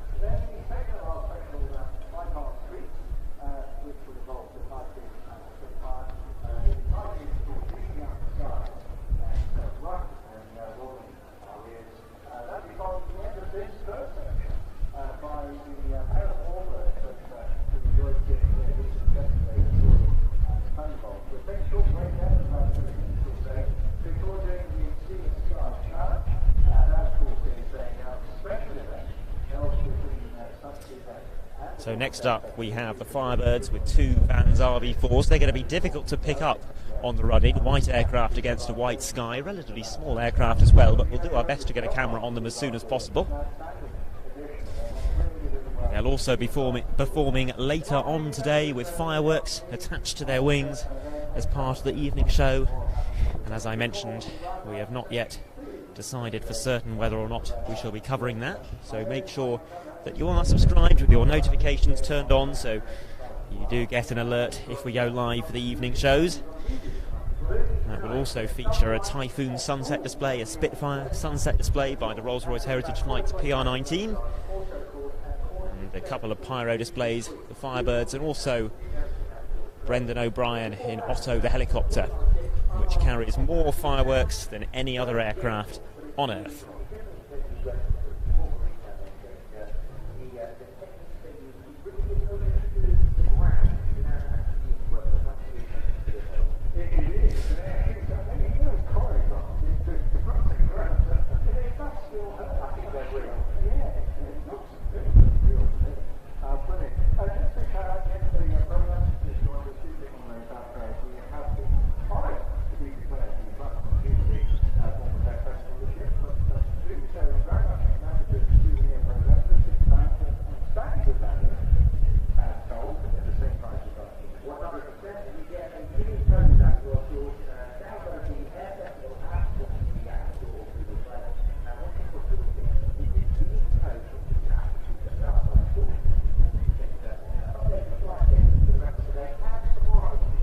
Underway Studio says beautiful little ship offshore. Yes, we've been enjoying seeing that over the past couple of days and wondering what it might be. It's one of the lovely things about these seaside shows is that often they do attract quite a number of vessels of various kinds that sit just outside the exclusion zone that is in place for safety reasons, enjoying a rather different perspective on the flying display. Some of them offering cruises. You can pay to go out and sit on the boat all day, and I would imagine that's what we're seeing from the larger vessel there.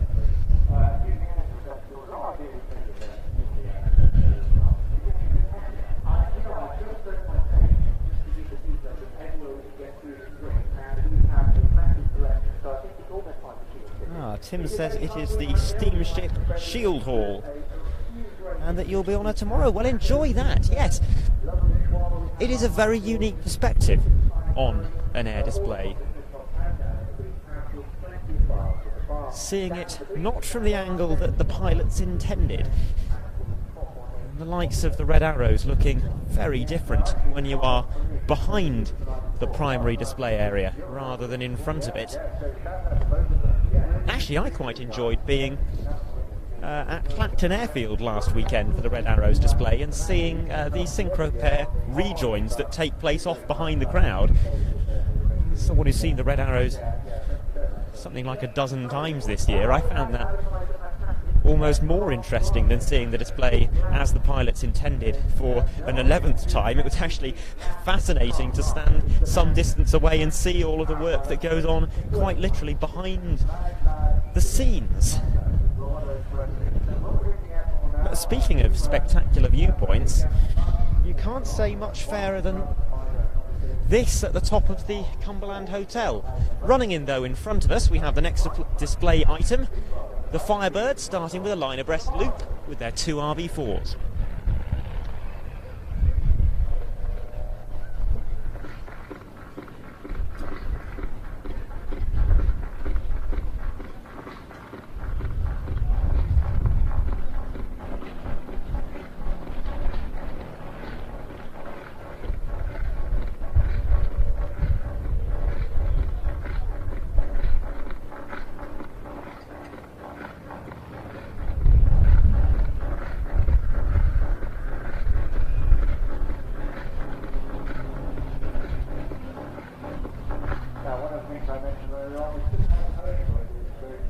So I don't know about you, but when shows started announcing the Firebirds a few months ago, I was a little bit confused, because the first thing that sprung to mind is the long-defunct Royal Air Force aerobatic team of English Electric Lightnings, and the second thing that sprung to mind was the 3-ship Extra 300 team from Poland.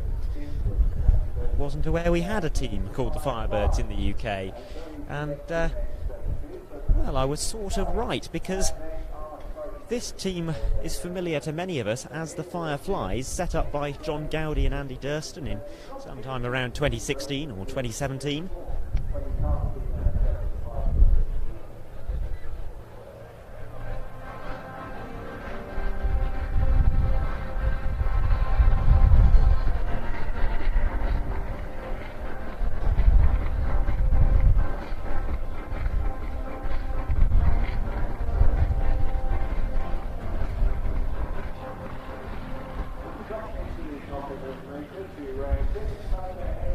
John and Andy are now rather busy with their Warbird exploits, so they've handed the team over to 2 new pilots, Nigel Reed and John Dodd. John being a well-known Warbird pilot in his own right, and they have rebranded to the Firebirds for the 2022 season. Willie asked in the chat, is there going to be a tornado here today? No, so the Bournemouth Air Festival generally only gets displays from civilian performers and the British military.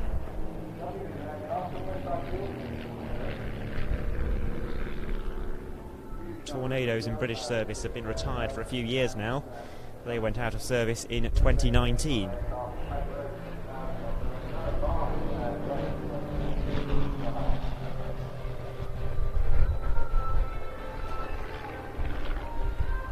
In fact, it's been a very long time since we've seen a true tornado display in the UK. You've got to go all the way back to 2017 for that. However, anyone who was watching our coverage of the Royal International Air Tattoo a few weeks ago during the free Arrivals Day streams will have seen some Luftwaffe tornadoes performing some calibration passes for the benefit of the Flying Control Committee as they arrived into the show. They didn't participate in the flying display proper.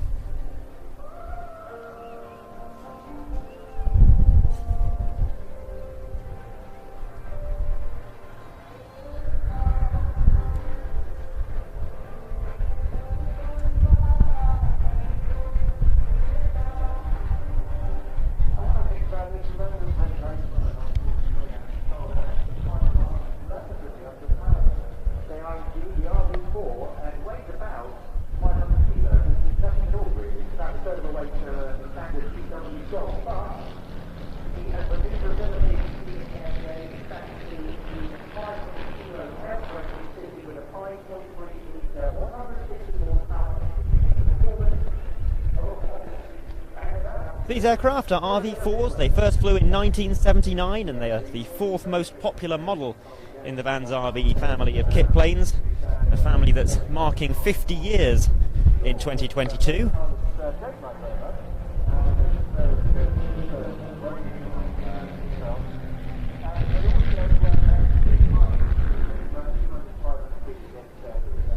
It's an aircraft that's designed to be compatible with a range of engines, and we're seeing that demonstrated here because one of these aircraft is fitted with a 150 horsepower version of the Lycoming 0320 with a two-bladed prop, and the other 160 horsepower version with a three-bladed prop, which cannot make formation flying any easier when they're running different power plants and different propellers.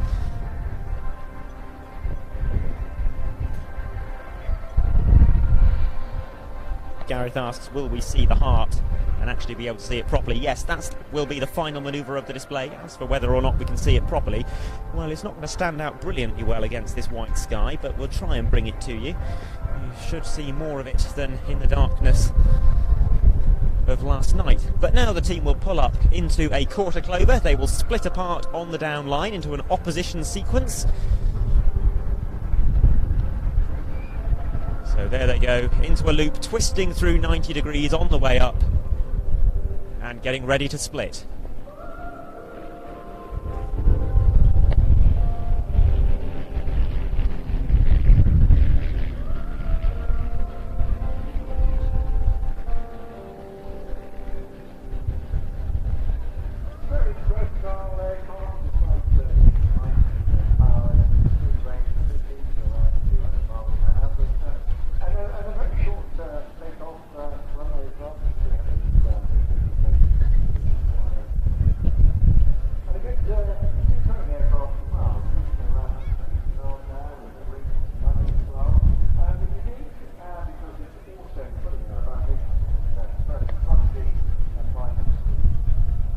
It's not just aerobatic, the RV4, it's an ideal touring aircraft as well.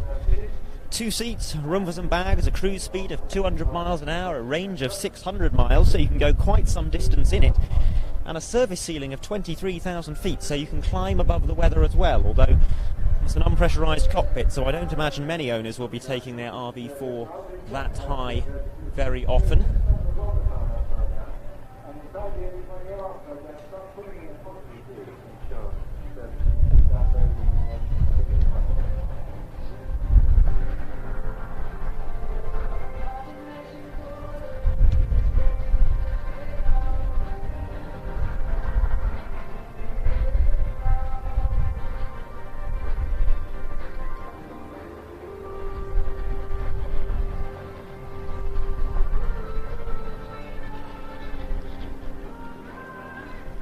Once again splitting apart by means of a quarter clover, and I expect this time we may see some opposition passes.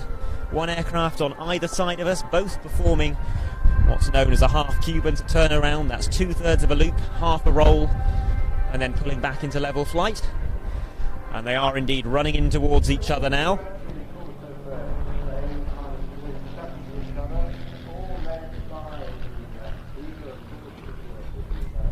Pulling up into opposing loops.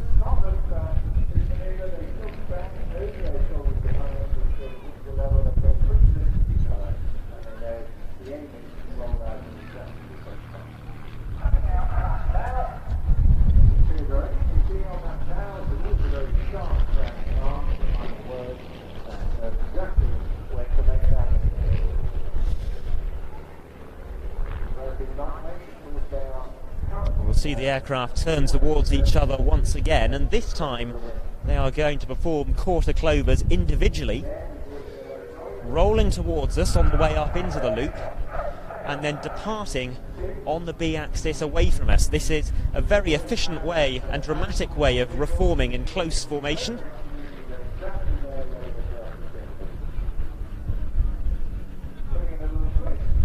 So there they go, twisting through 90 degrees exiting off to our front.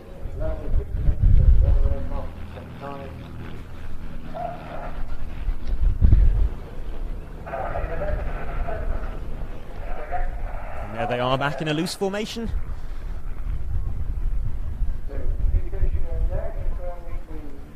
And we'll see a tail chase sequence for the next couple of minutes.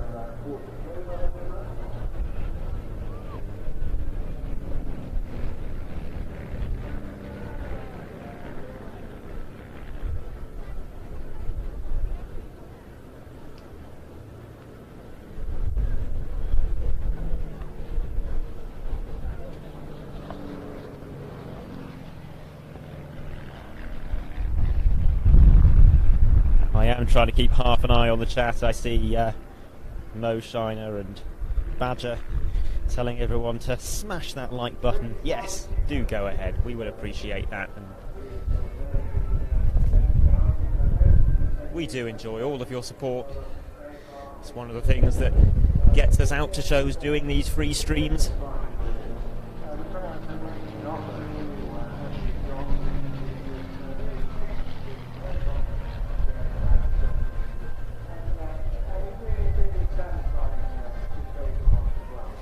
Mrs. Staff says red smoke would show up better. Yes, that's perhaps true, but remember, these are not Hawks with jet efflux right at the back where you can inject the smoke oil. The exhaust is on the underside of the aircraft, and you do get quite a substantial amount of staining on the underside of the aircraft from coloured smoke. If you were to use it, there would just be perpetually cleaning red dye off the underside, so not really feasible in piston powered aircraft with exhausts on the bottom such as these.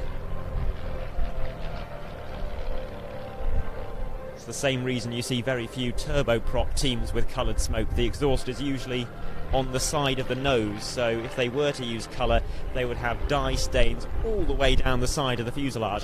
Pretty much every team with coloured smoke either uses underwing smoke winders, where the smoke trail is well out to the sides of the fuselage, or they inject smoke oil and dye straight into the exhaust right at the back of the aircraft, where it doesn't come into contact with any part of the fuselage.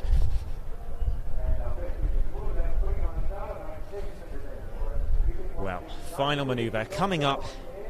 We talked about it earlier. The Firebirds will draw for us a heart.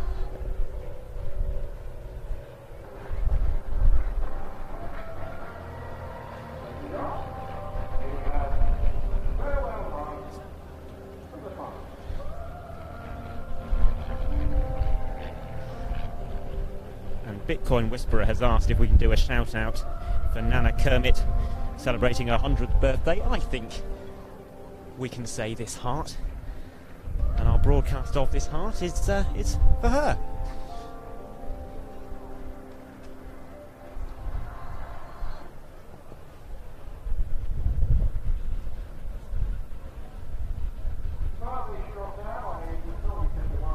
But one of the stars of the show is out holding to our left in the distance.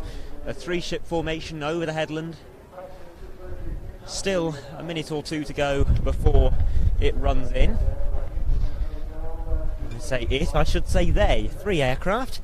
A Lancaster B1, a Spitfire of undetermined mark. I'll try and identify that for you. I suspect it'll be a Mark 2A.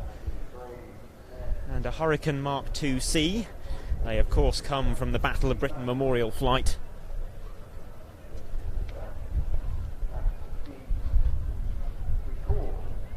Ex-Navy and retired Delta says, where is this from? Well, we are in Bournemouth for the Bournemouth Air Festival on the south coast of England. It's the largest air show in Britain in terms of attendance, and specifically we are filming from the top of the Cumberland Hotel.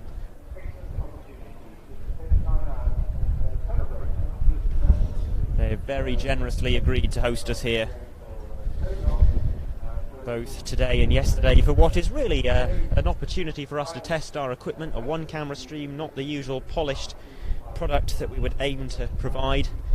But we are gearing up for a very busy few weeks at Jersey later this week, which will be streaming free on YouTube. That's on the Thursday. Then next weekend, the Duxford Battle of Britain Air Show, with more than 20 Spitfires, more than 5 Hurricanes. That going out at watch.planestv.com for our subscribers there.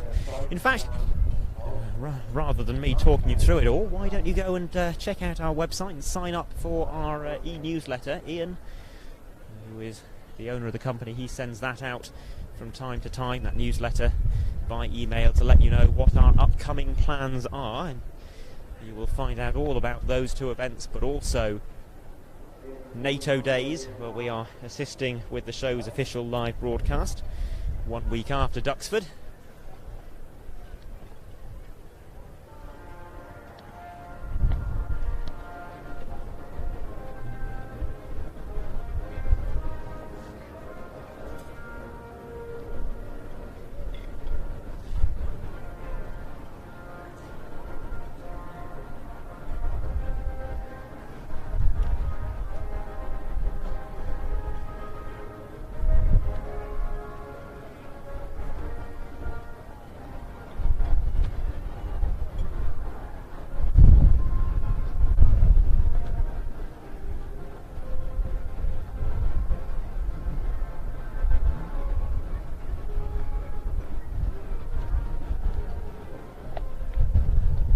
running in now, the Battle of Britain Memorial Flight. And I'm not going to talk too much, because I think you'd probably rather hear the sound of 6 Rolls-Royce Merlins.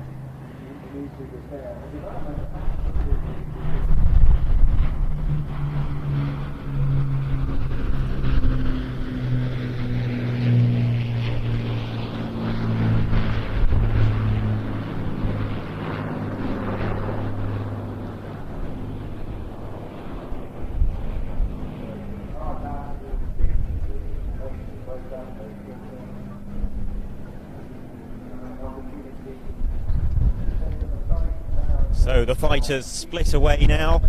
We're going to see solo displays from all 3 aircraft. First up, we'll follow the Hurricane braking off to the right, which will perform a fly past. That will be followed by a fly past by the Lancaster, and then a solo from the Spitfire.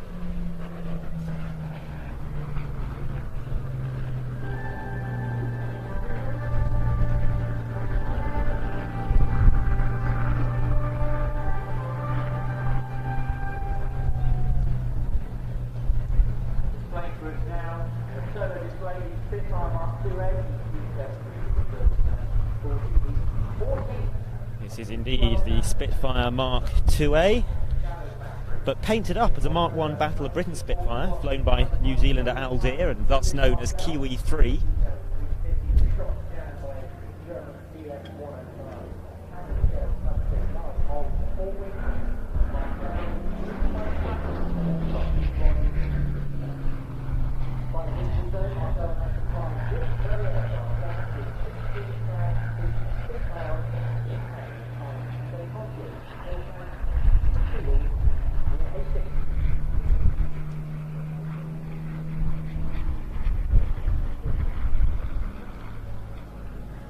Performing for us a specially choreographed solo display for the 2022 season. These tall looping manoeuvres having been inspired by the Queen's Platinum Jubilee.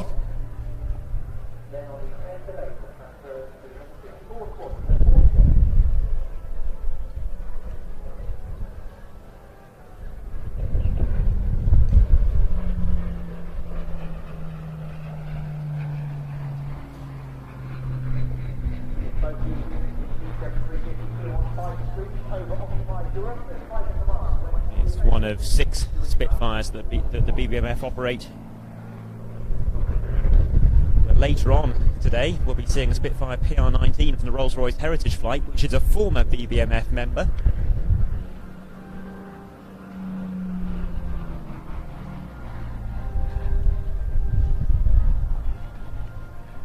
In fact, one of the founding members of the BBMF.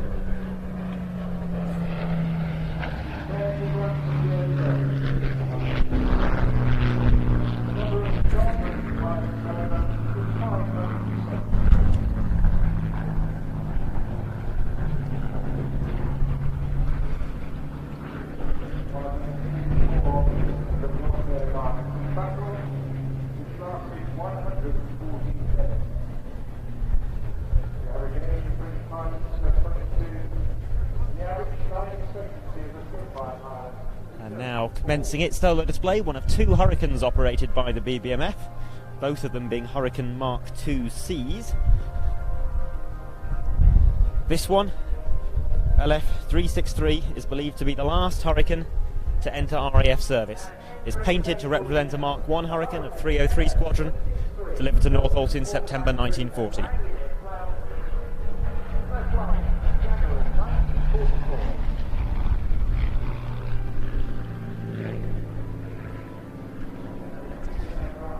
While the BBMF's other Hurricane is the last ever to have been built, so 2 extremely historic and very significant aircraft under the BBMF's custodianship.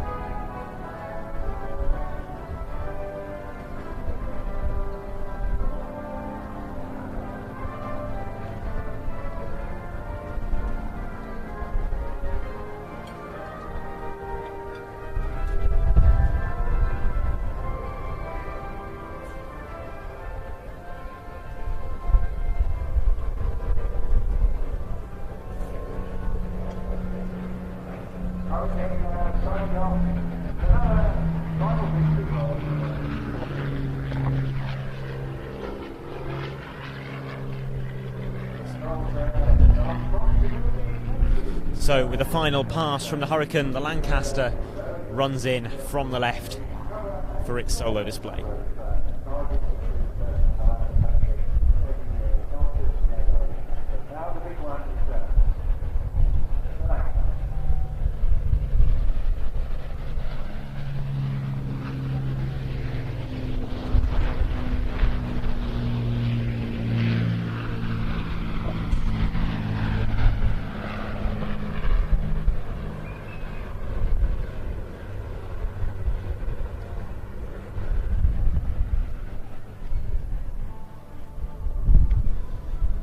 This one was built at Harden in 1945 and was destined for use in the Far East, but the war ended before she could be deployed.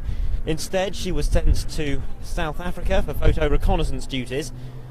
She was later used for testing purposes at the College of Aeronautics in Cranfield before coming under the control of the Air Historical Branch.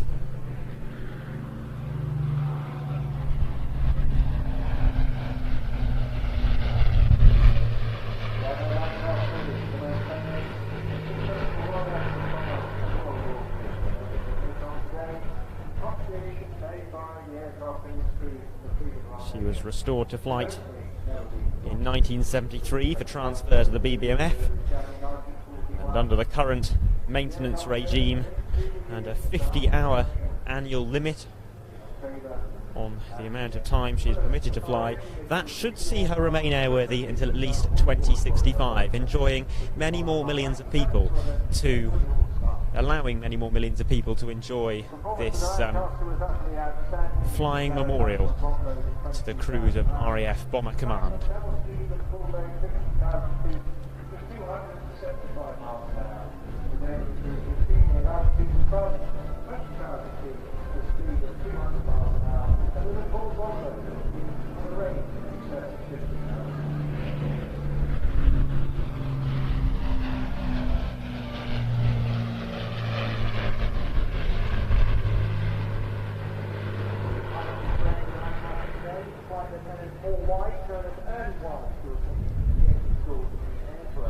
And it must be said that it is so good to see the Lancaster back on the airshow circuit this year.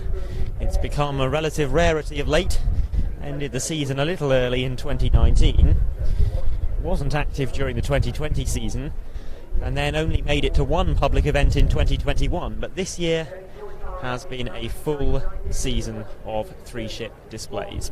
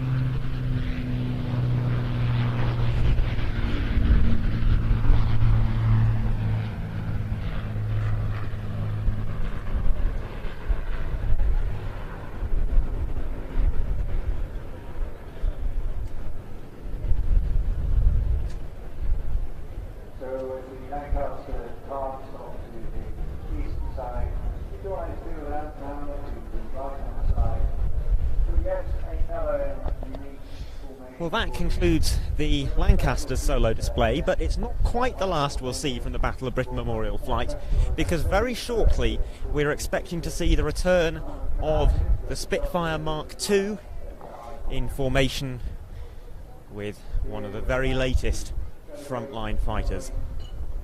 If you cast your mind back to 2015, you might be able to remember the absolutely extraordinary Synchro 75 pair, a combination display of Typhoon and Spitfire that included formation passes, opposition passes and even synchronised aerobatics. Well, we haven't quite got that this year, but we have got effectively the first half of that display. A number of flypasts in formation and then a glorious opposition break, pairing up these two very different aircraft. The Typhoon entered service in 2003, became operational in 2006 and took over quick reaction alert duties with the RAF in 2007. It then made its combat debut in 2011, securing the skies over Libya. This particular aircraft started out in life as a Typhoon F2, but it's been known as an FGR-4 since 2008, representing its capability increases since it was introduced to service. The G stands for ground attack and the R for reconnaissance.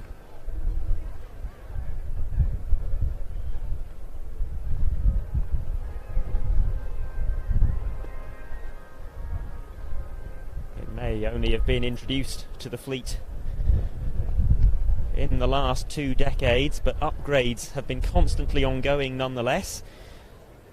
There's currently a contract being tendered for new radar and the P3EC package, which will introduce a 5th generation style cockpit similar to that of the F-35. Here it comes with a Spitfire.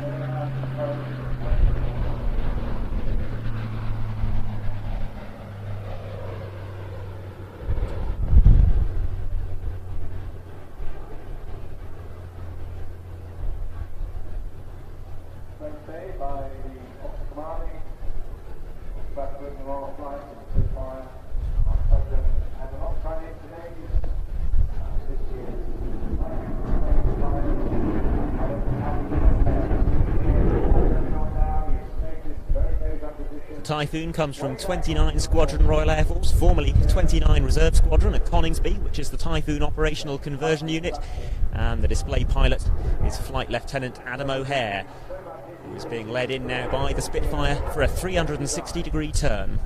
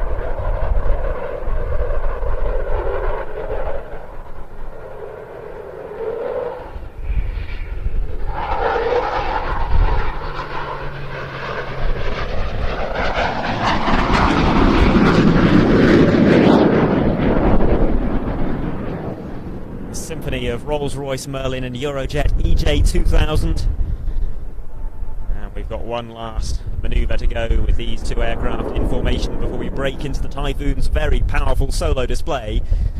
Worth saying, each year's Typhoon pilot can choose from a selection of pre-approved manoeuvres to create their own display sequence. This year's display focuses on showing off the speed and power of the Typhoon, with some very impressive transitions between low and high speed flight. That is about to start now. The Typhoon will brake right, the Spitfire will brake left, and then the solo display will begin.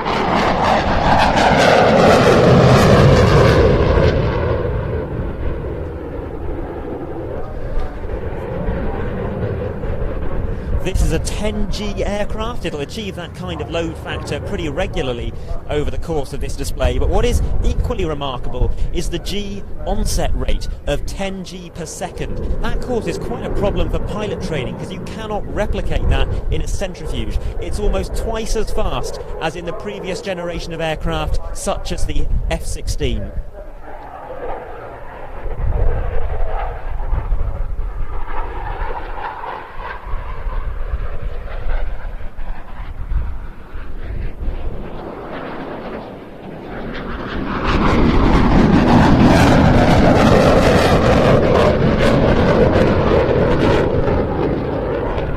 On the negative side, the aircraft can push up to -3G. We're about to see that demonstrated in an outside turn. Fuel will vent from the transfer line at the top of the tail.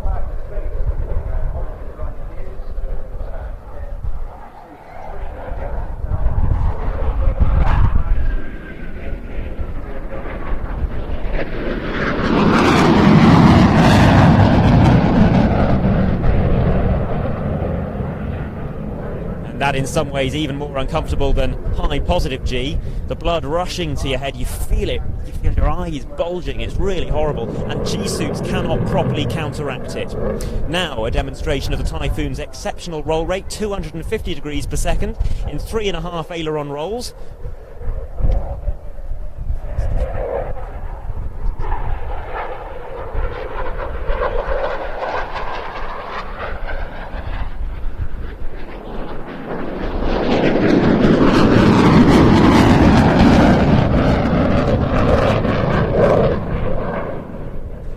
One of the fastest roll rates of any frontline fighter currently on the market. The Rafale advertises 270 degrees, but pretty much everything else is slower.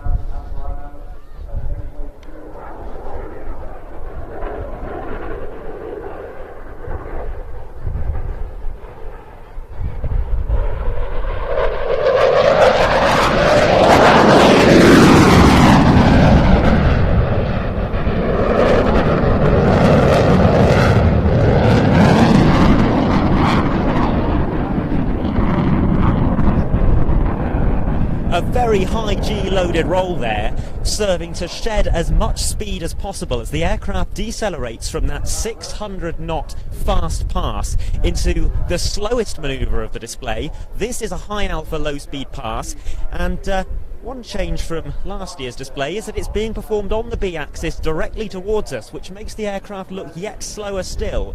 You can see it's sustaining quite high alpha here, 24 degrees of angle of attack is the aircraft's limit, enforced by the electronic flight control software.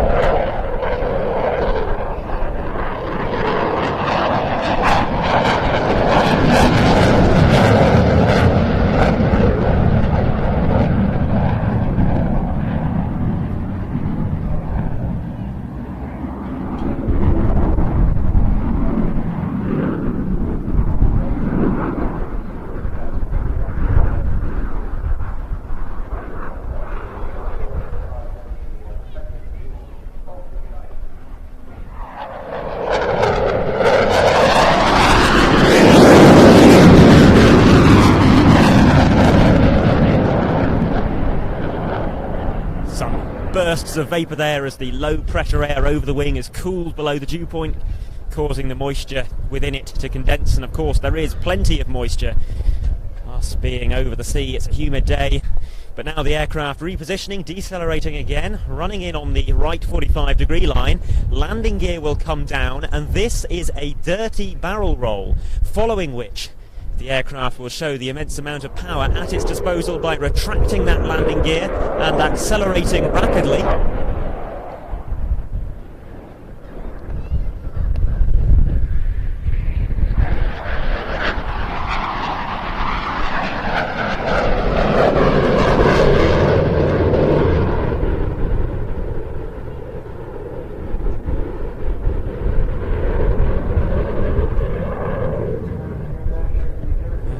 aircraft will now accelerate while repositioning.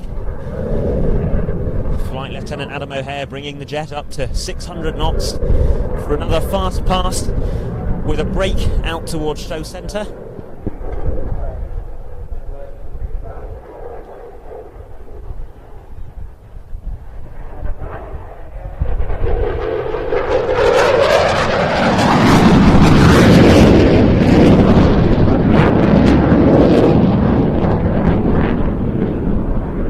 Typhoon has an excellent turn rate and turn radius, 23 degrees per second in the turn, and as the aircraft dives back towards us, it will enter a 360 degree maximum rate turn to show off that capability to us. Afterburner will be engaged as it comes past us for the first time.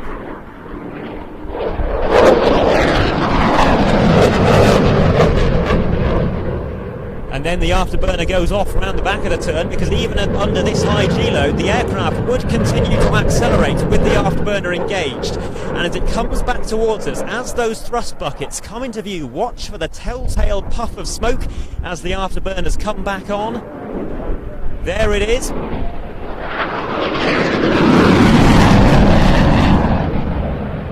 And that is all part of the showmanship of these displays. It's not just a case of energy management, it's also deciding which times the afterburner has the greatest visual impact, when to expose the audience to that power, because you can't leave it running all the time. The aircraft would just accelerate, break the sound barrier, which is not allowed to do.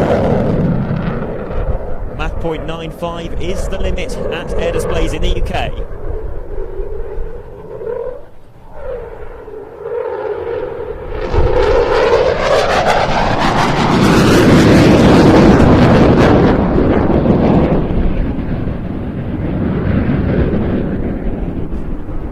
One final manoeuvre as the aircraft repositions to approach on the B axis.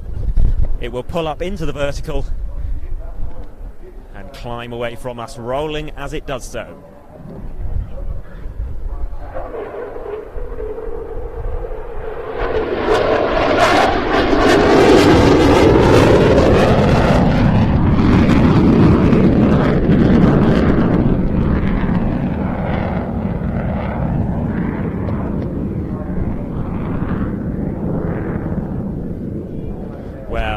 About that. Well, I hope you enjoyed that as much as I did. And if you've just joined us recently, if you tuned in to watch the BBMF and the Typhoon, then hello and welcome to Planes TV, and I hope you're very much enjoying the broadcast. It's only a one-camera shoot today. It's a bit of a test for us, getting equipment ready for a very busy few weeks. Jersey, Duxford, and then NATO days in the Czech Republic. So it's not quite the polished product that we would usually offer, but Adrian doing an excellent job on camera, and my name is Adam. I'm doing my best to talk you through it, although I'm not an airshow commentator. Normally we will be plugged into the official commentary system, but that's not an option here because we are up on the top of the Cumberland Hotel, who have very kindly agreed to host us, giving us an excellent view of proceedings. But it does mean that you're lumbered with me doing my best to talk you through the action. But I hope you're enjoying it nonetheless. We've got one more item before we have a 40-minute mid-afternoon break, which is a two-ship warbird display by the P-47D Thunderbolt Nelly B and Fury FB11 SR61661.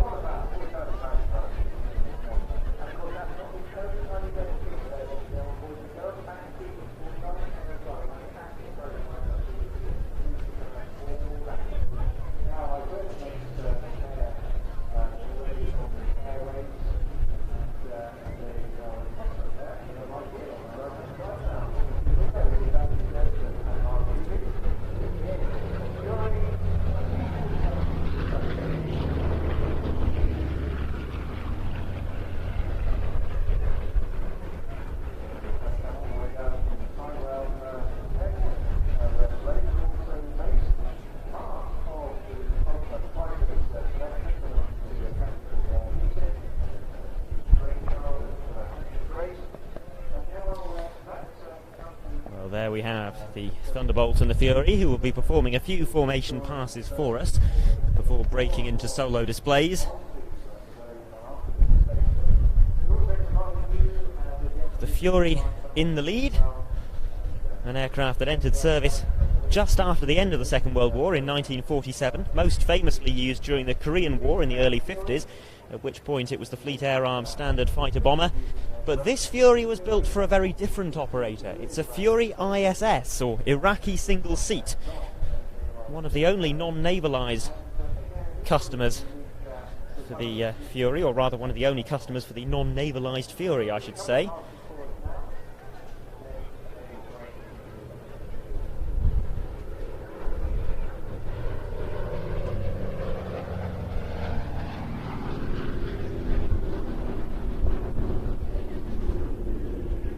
They were deployed by Iraq during the Arab-Israeli War in 1948. However, they proved to be of very limited use, because while Britain had supplied the aircraft, they provided such limited ammunition that Iraq's Furies were only ever used for occasional armed reconnaissance missions.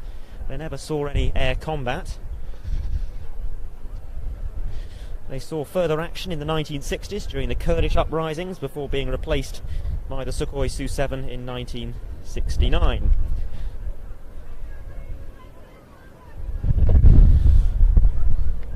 This one flew as a civilian aircraft in the United States, where it passed through the ownership of several warbird collections before moving to the UK in 1991. And apart from a brief period of Australian ownership, she's remained here. She's operated by Anglia Aircraft Restorations, and now the aircraft will run in on the B-axis for what I expect will be an opposition break.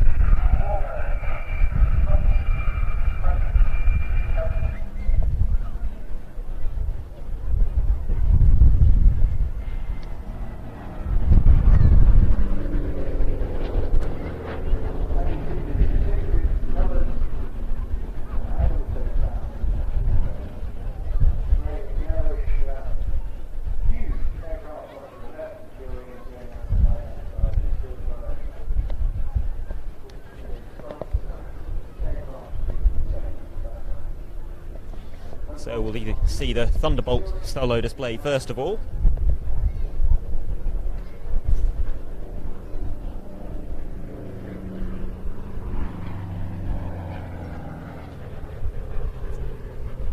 Hard to believe it, but initially the P-47 was conceived as a lightweight interceptor fighter, but the results turned out to be the largest and heaviest single-engine piston fighter in history.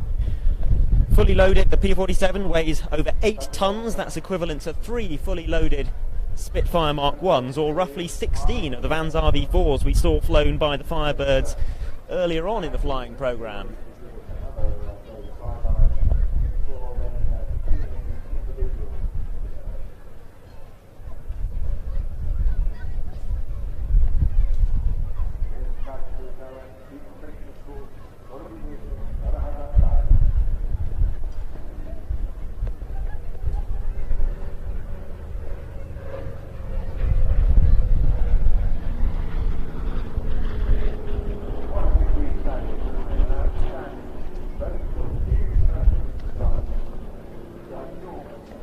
The Fury now dives in on the B-axis in front of us.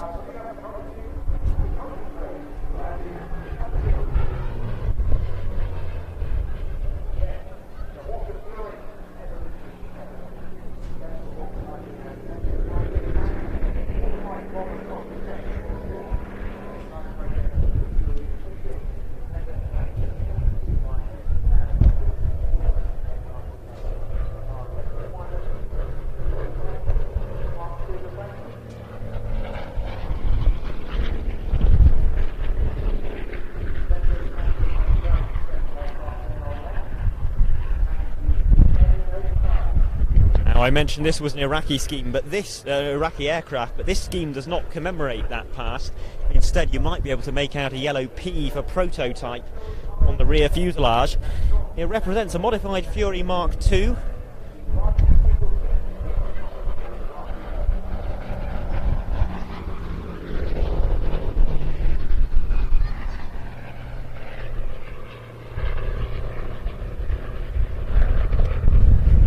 basically a standard Fury, but fitted with a tail hook, the stepping stone between the Fury and the later Sea Fury, the navalised version.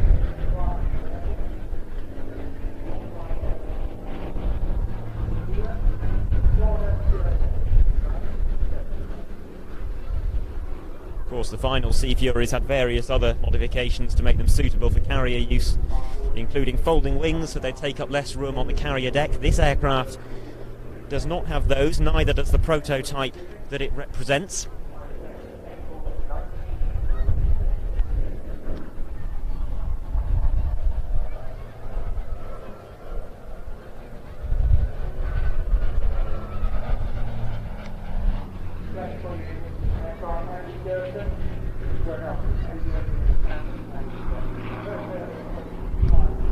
Now, if you are an aficionado of aero engines, you might be able to recognise the sound of this Bristol Centaurus 18.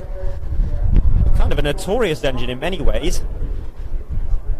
Many Furies and Sea Furies around the world have been replaced by lower maintenance, simpler replacements, the likes of the Wright Cyclone.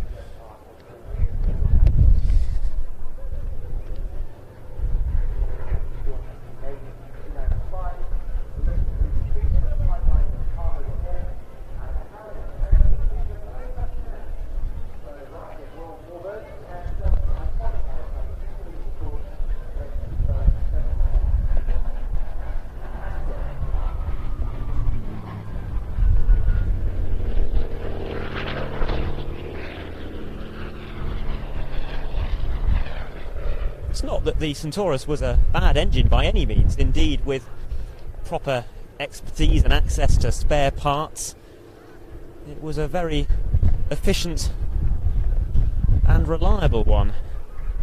But with both of those things running thin today, it has become somewhat notorious, particularly involving the sleeve valve, which is the Centaurus version of the poppet valve, which had a tendency to warp or become damaged over time, and if it did fail, it could cause significant damage to other components in the engine located around it. This is one of the few Furies that retains a Centaurus, and fighter aircraft engineering, who operate the aircraft, are probably the world leaders in operating this kind of engine.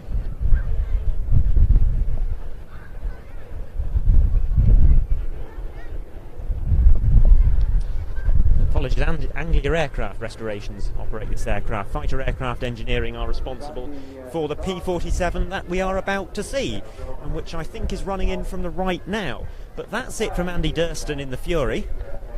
And in fact, it's coming in from in front of us, the P-47 about to commence the second part of its solo display.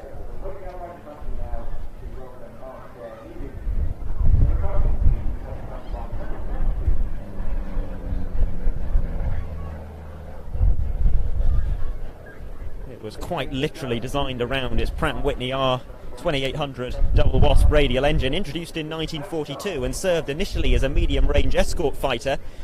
It was a role in which it performed reasonably well, but crews soon found that it absolutely excelled in the ground attack role, and for that reason its name has been given to the US Air Force's modern-day ground attack aircraft, the A-10.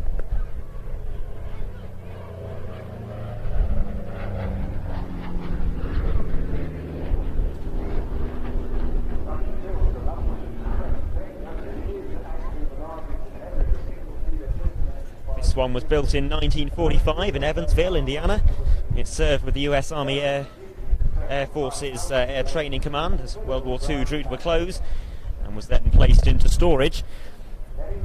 In the 50s and 60s it served with the Peruvian Air Force, initially as a fighter and then as a fighter trainer, before moving on to the civilian market, and we in the UK once knew it as no guts, no glory.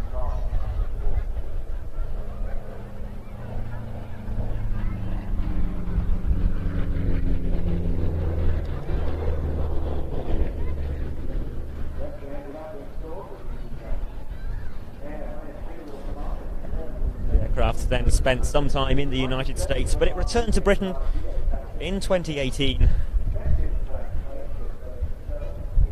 and and it made its debut at the Midlands Air Festival that year. It is now operated, as I mentioned, by Fighter Aircraft Engineering, and it also leads the absolutely incredible Ultimate Fighters Aerobatic team, which consists of one P-47, one Hispano-Buchon, one Spitfire Mark V, and one P-51D Mustang, and that is an aerobatic team that you absolutely have to put on your airshow bucket list if you hadn't already seen them.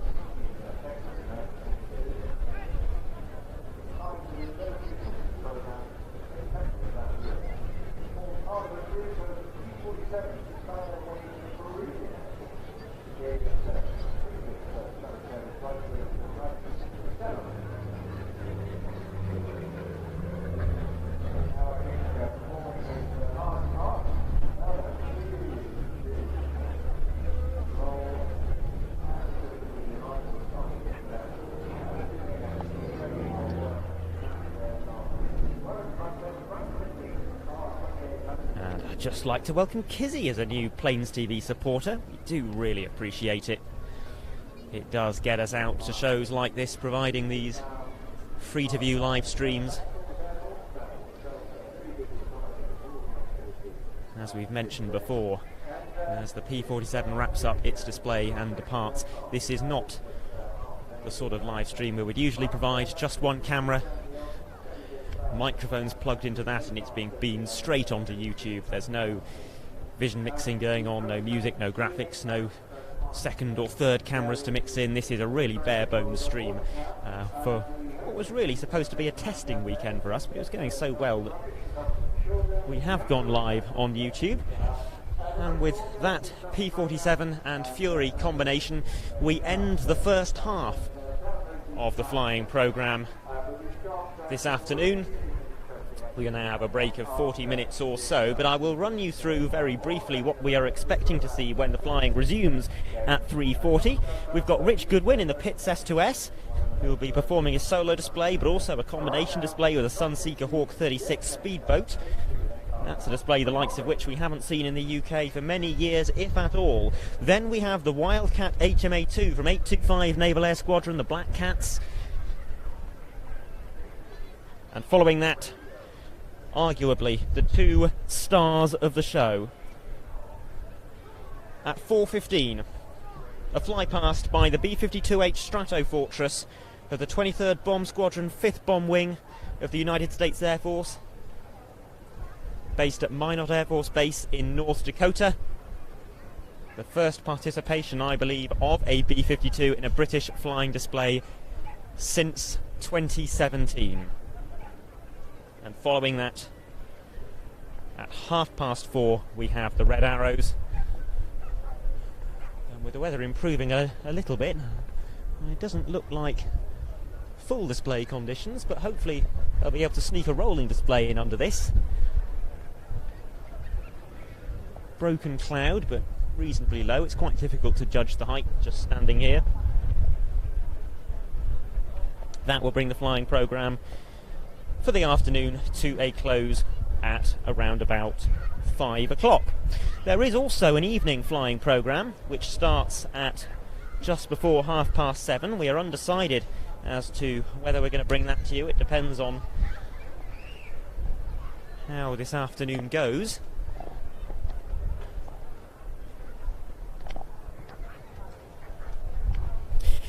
And if you've joined us fairly recently and you're wondering who's bringing you the stream today, well, Ian, of course, is the face of Planes TV, and he is not able to be with us today, but Adrian has been on camera, and I'm usually a camera operator. My name is Adam, but we are not connected to the PA system here at Bournemouth, so I'm doing my best to talk you through the displays myself, and our vantage point has been provided for us by the Cumberland Hotel. We're on their rooftop and very much enjoying the day.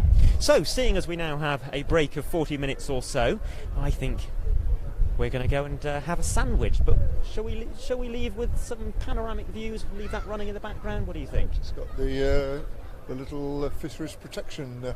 Is it the fisheries protection? Someone who's an expert on shipping can tell us in the chat just what that camera's pointing at, please. Yes, someone did say in the chat earlier what that rather magnificent steamship is, but it's completely slipped my mind now. But that's a rather magnificent vessel. I know a little bit about aeroplanes, I know a little bit about trains, but boats is an interest, but I've got to learn all about it, haven't I? I know they float. Yeah, we did a fabulous. Which was the ship in when they celebrated the Battle of the Atlantic anniversary? Went to Liverpool, and was it Hermes or Illustrious we were on? That was tremendous, flying Sea Kings off the deck. That was a great couple of days, but it's the only time I've spent out on a ship with aviation. That sounds like quite the adventure. When was that? 2010 was it? Was that the 70th anniversary of the Battle of the Atlantic? No, it can't have been. Battle of the Atlantic was when? When did we win the Battle of the Atlantic? 1943, so it would be 2013, was it? I vaguely remember a ship-based feature in one of the British Air Show's DVDs of some time around that period, which is probably what you're talking about, but I can't remember which year it was. I was just going to say, Adam and I were chatting earlier. Do tell us in the chat, would you like a programme on Planes TV, which is like a request show, where we have behind us our entire archive of material. Someone says, "Oh, have you got some really nice footage of a Saab Draken?" And then just while the existing clip's playing, we've got to find a Saab Draken quickly, and then obviously then someone pops up and says, "Hey, when were you on HMS Illustrious with all those Sea Kings? Can you share that footage?" And that's why we become unstuck, because we don't know. Well, we soon find out by grabbing a British Air Shows off the shelf, 2011, 2012, 2013, and when was the Yeovilton and Culdrose? They did the big helicopter was that get together. 2009? There was a big I helicopter think, get together in 2009. Would that make it 75 years from Battle of the Atlantic? Oh, You're asking me to do. I have A-level maths, but so what's 43 plus 75? Oh, give up. Well, I'm just looking at the comments, and Chris says, superb stream, thank you. Well, I'm very glad you're enjoying it. It is a bare bones stream, as we've mentioned on several occasions through the day. It's tricky filming too. The wind is getting up. We're testing a new camera, so we're testing all sorts of things. We haven't got a wonderful view to our right, so anything coming in low from the right we don't see. So today we've lifted the camera up about a foot, and we created a little platform of what we can find on the roof here of the Cumberland Hotel, and it's a bit rickety, so I keep thinking I'm going to fall off, and if I fall off too far I'll fall 4 floors down into the swimming pool. So it's just another little thing to test us. But and then I'd have to finish the stream on my own, and that would be difficult. Well, I was just saying to Adam earlier, do you think he could film and talk at the same time? Because then I can retire. John also left a lovely comment saying very much the same thing. Barebone maybe, but incredible service that brings us all closer together. Kudos to Planes TV. Well, thank you very much, and it's lovely to see people are enjoying the stream. And someone asking what's next. I think I probably answered that now, but in case you missed it, lunch is next. Just under 45-minute break. And then we have Rich Goodwin in the pits. The sun is coming out, the weather is improving. The clouds have broken slightly, and we've got some sun filtering through. I think that means I've got to go and put some more sun cream on, because they burn pretty easily, and there's no shade to be had up here. So we'll probably leave you with a nice locked off shot of the crowds down below us at some point fairly soon. Someone says, turn the camera towards Bournemouth side, SS Shield Hall. I think that must be the steamship that we can see out in front of us. The name rings a bell from what people were saying in the chat earlier.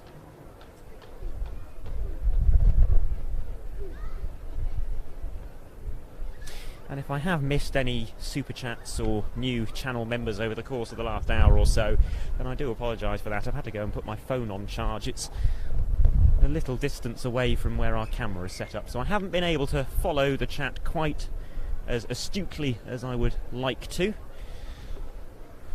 But if anybody has done that, then it is very much appreciated, and it encourages to get us out doing these free streams.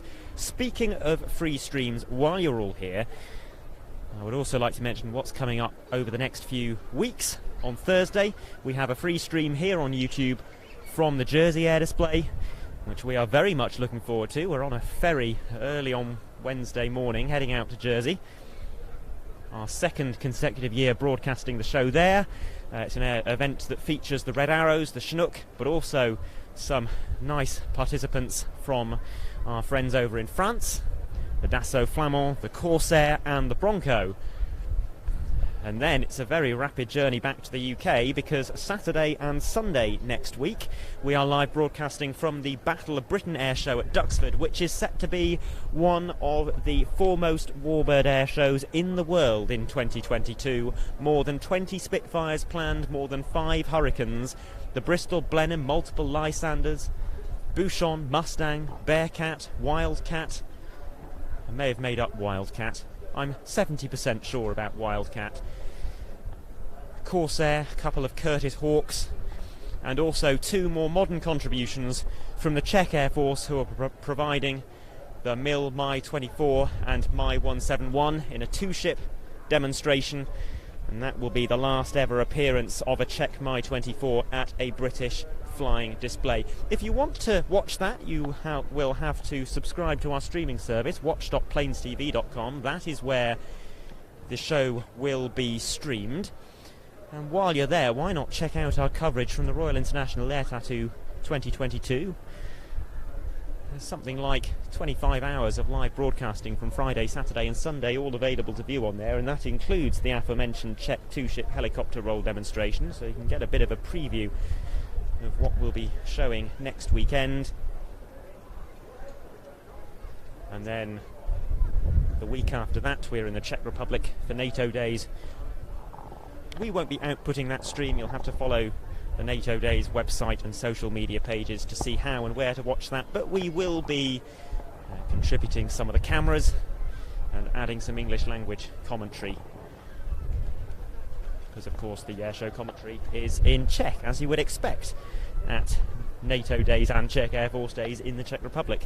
And then one more stream this year that I know of, which is the Battle of Britain, sorry, not the Battle of Britain, the Duxford 2022 flying finale event on the 8th of October. Well, I'm not sure any of the flying display participants have been officially publicised, but if you subscribe to Ian's Planes TV newsletter, head over to watch.planestv.com. You can subscribe to his newsletter and you'll get all the details about that. Make sure you are subscribed to our YouTube channel as well, with notifications turned on. So if for any reason we aren't able to send a newsletter out and we go live on YouTube, you will still be aware of what's going on. You'll get a notification to your phone and possibly to your email as well, depending on how you set things up. I'll have one last look at the chat before I go and have a sandwich.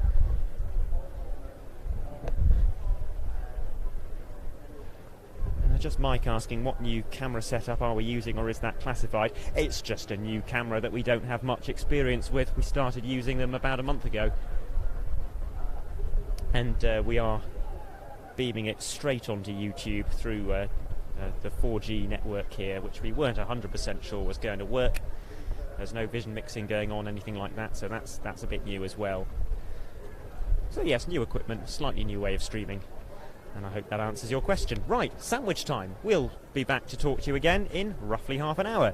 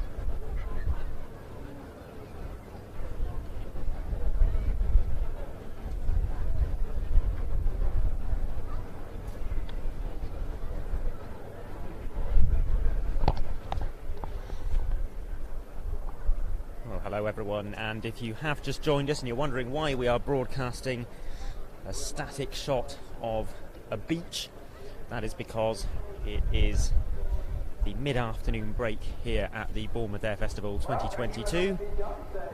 We'll be back with the flying action in around about 20 minutes time with Rich Goodwin in the jet pits. We've also got the B-52 flypast and the Red Arrows coming up. I did just want to say hello and thank you to two new Planes TV channel supporters who I spotted popping up on my phone in the last few minutes.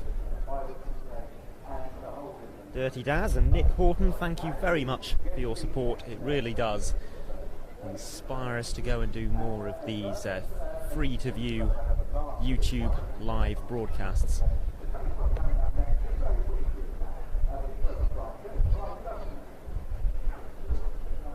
Of course, we've been doing quite a few of these free-to-view shows this year, particularly from Duxford, all of the flying days there.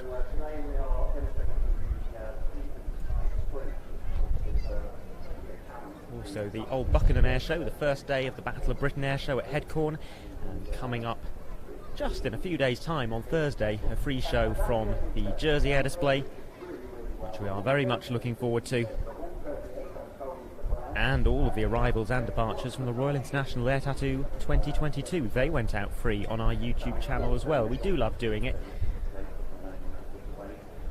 And the support is very much appreciated. But of course, there's another way of supporting us as well, and that is by subscribing to watch.planestv.com, which is our streaming service.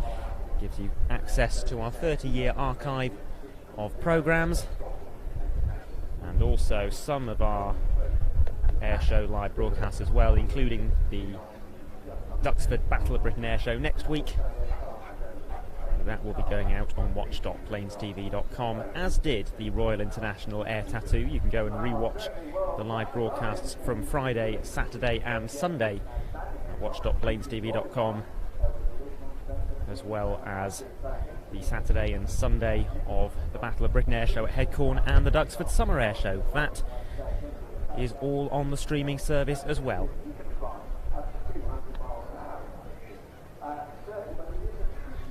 And I shall leave you with this here for a little while longer.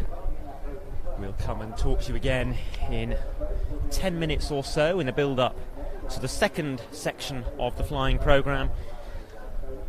But until then, have a little break.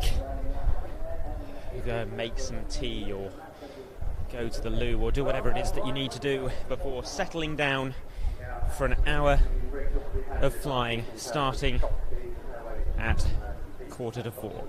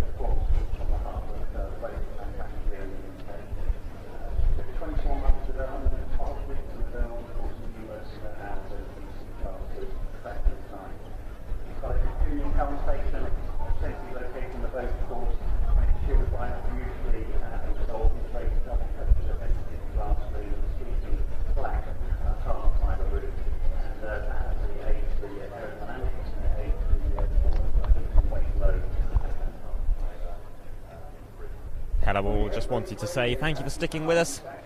Thank you for bearing with us during this break in the flying programme. And thank you for those nice comments that some of you have been leaving in the chat. It is nice to read them all. We've got 10 minutes until the flying resumes, and Adrian and I will take up our positions very shortly, and we'll be back with you to show you all the action and talk you through it in around 5 minutes' time. But until then, just bear with us a little longer. Thank you very much.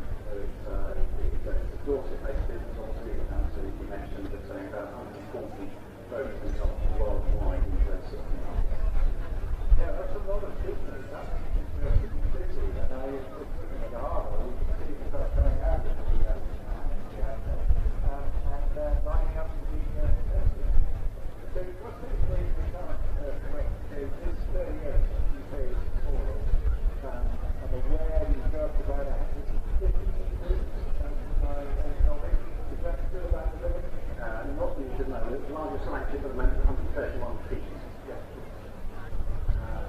About 40 metres. And that boat has a range, depending on the cruising speed, obviously, if you're on the planes and you're using a lot more fuel than you are at, say, 8 knots, the boat has on that at the end of the water. So that's often what a crew is doing on these larger two shots. They will leave the boat so designed to be with or without owners on board. Everything at a much lower speed to fuel.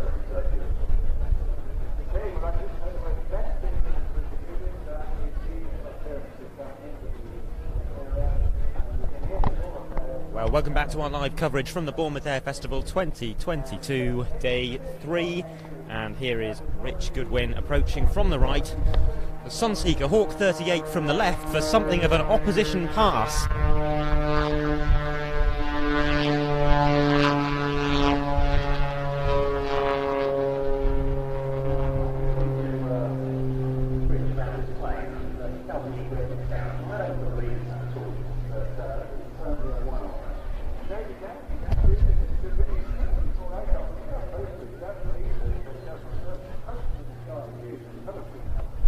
And as we start off, I'd like to say thank you to Sylv Horton for joining as a channel member. As we get back into the flying programme, and we do so with Rich Goodwin in his highly modified Pitts S2S, performing not a race, but a challenge they're calling it, with the Sunseeker Hawk 38, which is the speedboat you can see on the water.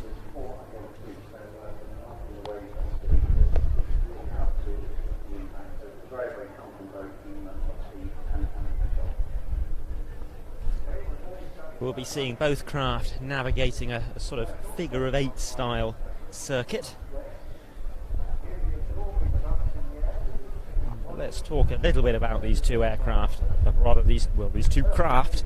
One of them an aircraft, of course, but the Sunseeker we shall start with.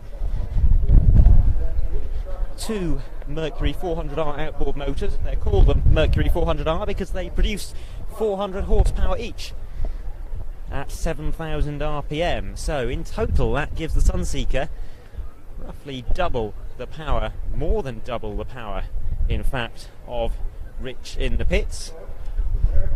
But it's obviously got a lot of water resistance to contend with, which gives the Sunseeker a top speed of just 62 knots, which is roughly equal to Rich Goodwin's stall speed with this high performance wing that he's put on. A stock Pitts S2S could fly around about 10 knots slower than Rich's.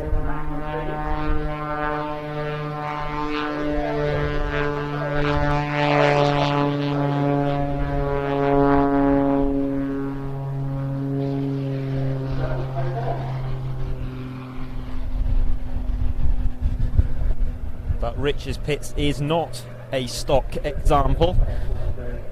It's got a high performance custom designed wing, as I mentioned, massive control surfaces, a modified Lycoming AEIO 540 engine putting out in excess of 320 horsepower, and it's got a place to mount two further engines as well, a pair of Lynx turbojets on either side of the nose. They're not installed today. The aircraft is yet to fly with those jets running.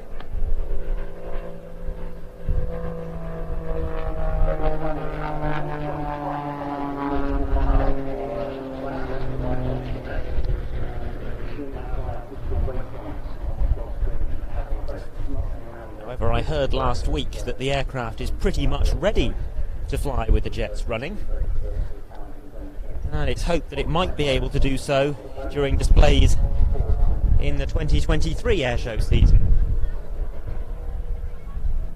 Another opposition pass between the pits and the boat.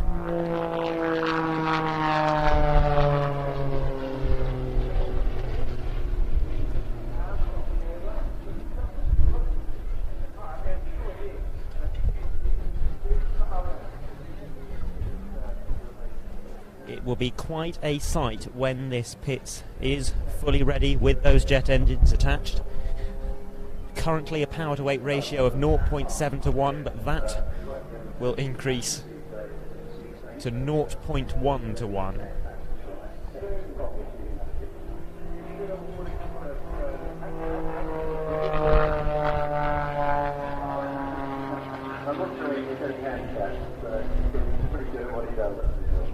And that'll mean the aircraft will be able to sit in the hover and then even climb upwards out of that hover. An act the likes of which we have not seen on the British Airshow circuit before. So we very much look forward to that, but that is to take nothing away from the current solo display that Rich performs, which we'll be seeing very shortly.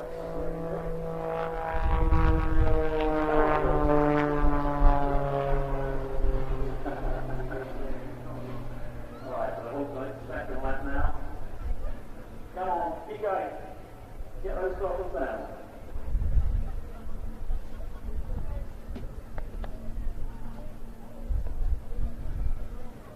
We're going to finish this race with one orbit, so once the 2 figure race is completed, then those airplanes will go a bit out from the shoreline and back towards.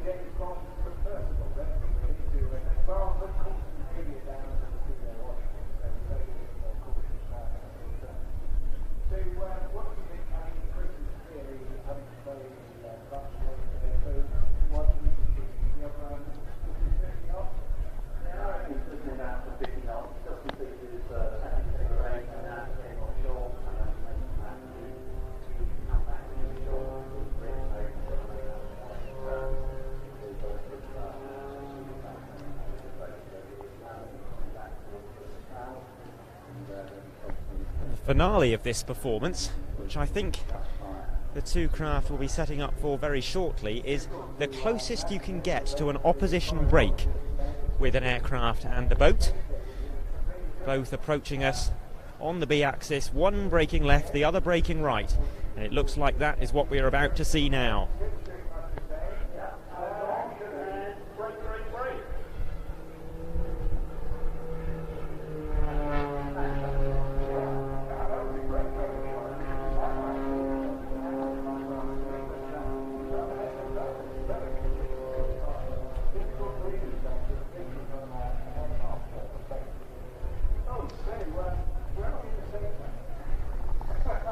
And the boat will now head over to the pier to clear the exclusion zone that is in place under the display area, allowing Rich to start his full solo display.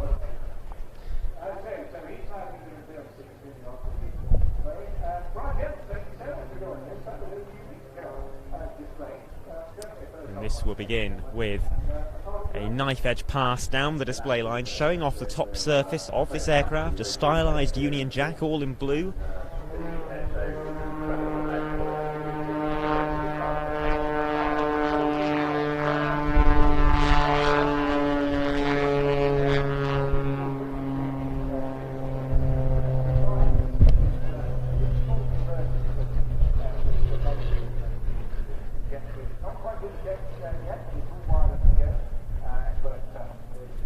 Rich is a former Tornado GR1 pilot with the Royal Air Force, turned commercial airline captain.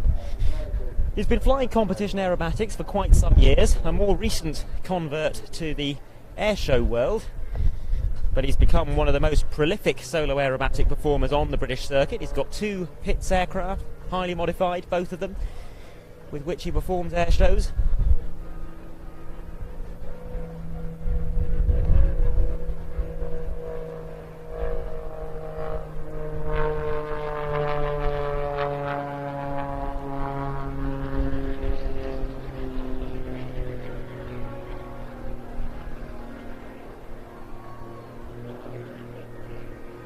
Now, I mentioned this aircraft has a much larger than standard rudder. We're seeing that demonstrated now.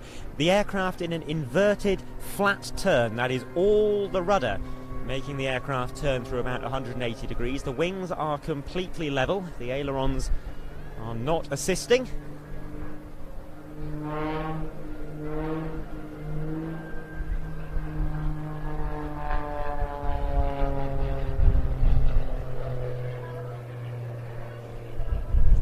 And you'll see some classic aerobatic manoeuvres over the course of this display, but with a rich Goodwin twist. This is a half Cuban, but instead of half a roll on the down line, we're going to see 720 degrees of roll.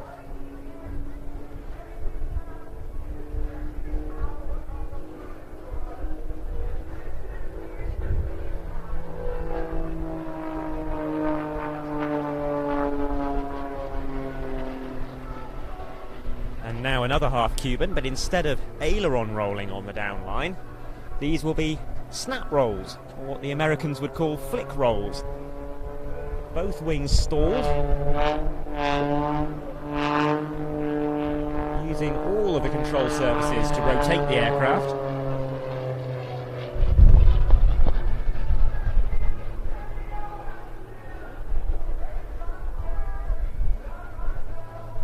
Now some gyroscopic tumbles into a stall turn at the top as the smoke goes off. Now kicking in left rudder, rotating around that left wingtip and entering a little bit of a spin there on the way down.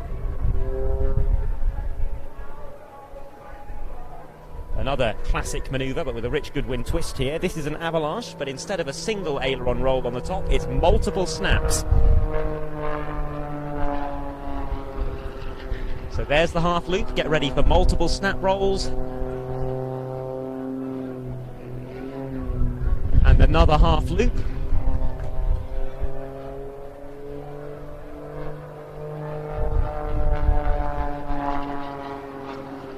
Exiting inverted and pushing negative G through 180 degrees back into level flight. And we're going to see a demonstration now of the oversized elevators on this aircraft, with a mini loop, very high angle of attack, what you might call a cool bit in a fast jet aircraft, and now recovering from that manoeuvre with very little airspeed, building up airspeed again, and then pulling abruptly into a prop hang. And remember, this is with just 0.7 power to weight ratio, and he almost appears to hover. Just imagine what this will look like with those jet engines and a much improved thrust to weight ratio.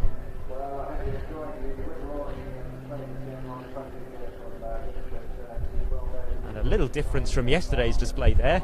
Rich subtly turning as he enters that prop hang in order to fly it into wind, to let him fly even slower still. Yesterday the wind coming from a different direction and that check turn wasn't necessary, but in fact rotating through 360 degrees over the course of the prop hang, and now resuming the display.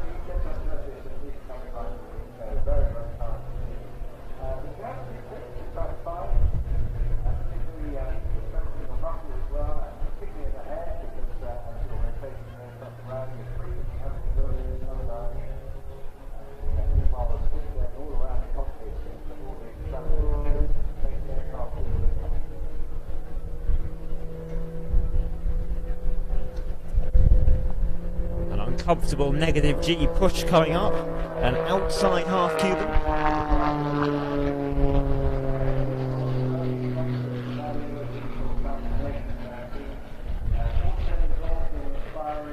And we're coming towards the end of the first half of this display. There are two distinct halves.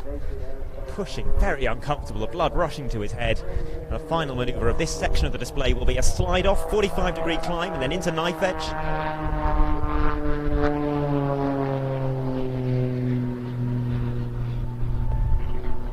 And some snap rolls as a final flourish. But Rich is running the engine so hard that there needs to be a short break here for him to cool the engine down. He's going to gain a little bit of height, and then we are going to see arguably the most impressive manoeuvre of his display, a trademark of his. He calls it the Tower of Power. So, cooling that engine, climbing a little, he will turn back towards the display area. The smoke comes on.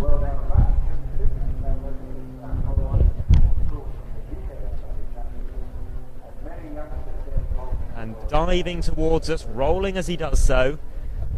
Rich will then pull up into the vertical for a series of rolls in the vertical, 2 aileron rolls, 2 snap rolls, and then a torque roll.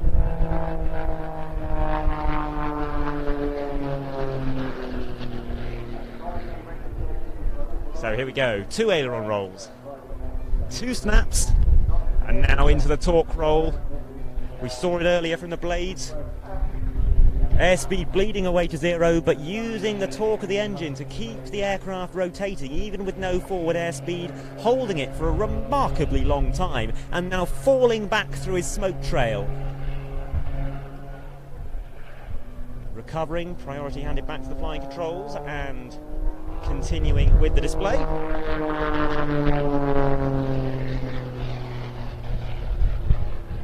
For a split S with upward snaps, a split S is basically a reverse half Cuban. Climb, roll inverted, in Rich's case with various snap rolls, and then 2/3 of a loop, so that you're heading back in the direction from which you came.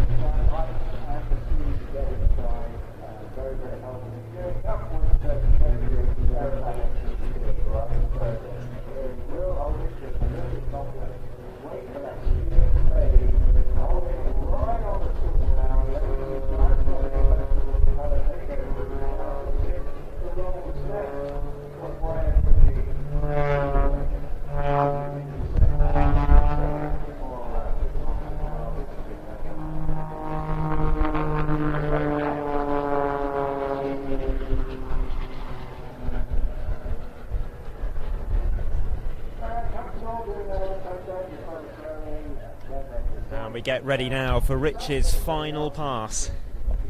It's very much the same as the pass with which he opened the display, a knife edge pass with smoke on down the display line from right to left.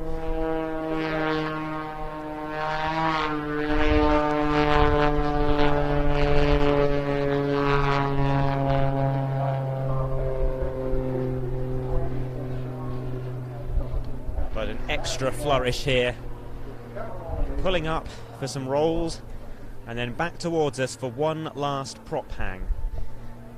You will exit this manoeuvre flying into wind, and there is quite a substantial wind blowing now, so this will look very slow indeed.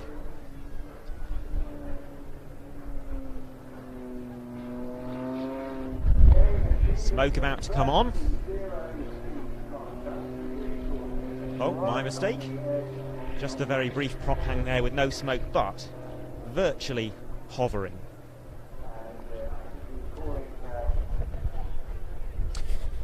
Well, that's the end of Rich's display. If you've just joined us for the second half of the flying display here at the Bournemouth Air Festival, welcome to Plains TV's coverage of the show. It's just a one-camera stream today. Been experimenting with some new equipment. It's not quite the polished product that you might be used to, but Adrian doing a fantastic job on camera, and I'm usually a camera operator. My name is Adam, but We're up at the top of the Cumberland Hotel. They've graciously agreed to host us here, and it means we can't plug into the public address system, so I'm doing my best to talk you through the action. I do hope you're enjoying it.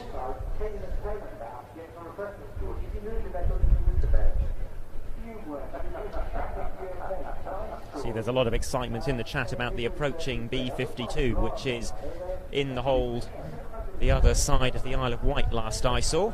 But we've got one act before that is due to fly through.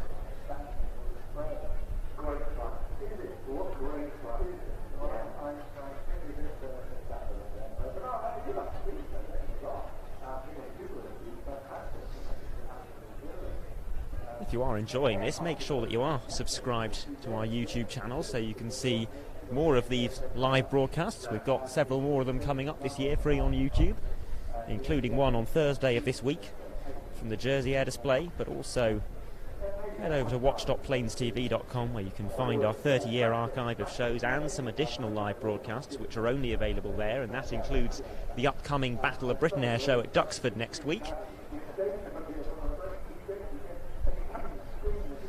But I'm not going to do too much of a sales plug now because we are looking out for our next flying display participant. And in fact, I can see it approaching from directly in front of us, very low above the water, a tiny speck in the distance for the time being. The aircraft we are looking for is the Wildcat HMA-2 of 825 Naval Air Squadron, based at Yeovilton. It's part of the Black Cats display team, which is the Royal Navy's official display team, founded in 2001 as the Lynx pair. They performed duo displays up until around 2014, but when the Navy transitioned from the Lynx HMA-8 to the Wildcat, the operational tempo of the fleet was rather too high to sustain a two-ship display, and in some years even to sustain a solo. We've got the solo display this year, and I'll be doing my best to talk you through that.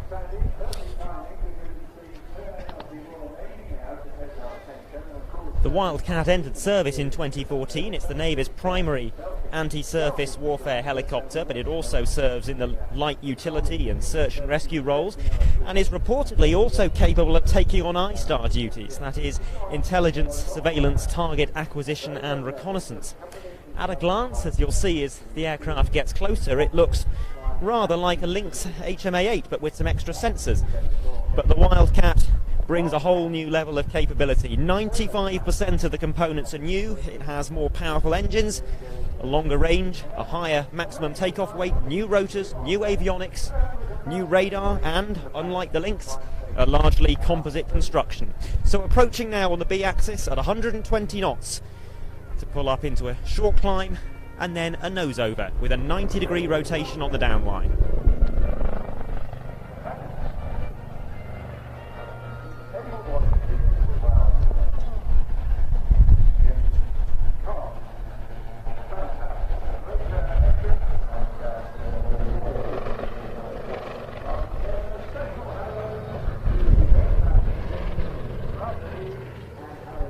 So departing to our left, you'll see the aircraft repositioned now by means of a 180-degree wing over to come back towards us. Isn't it lovely to see it?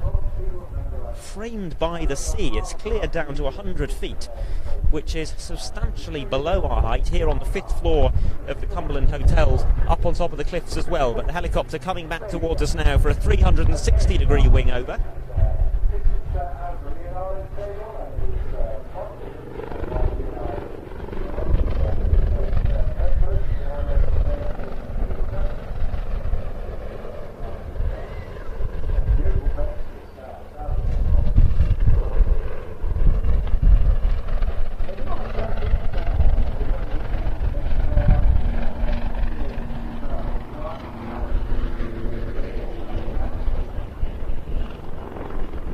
Further wing over, back onto the display line for some pirouettes.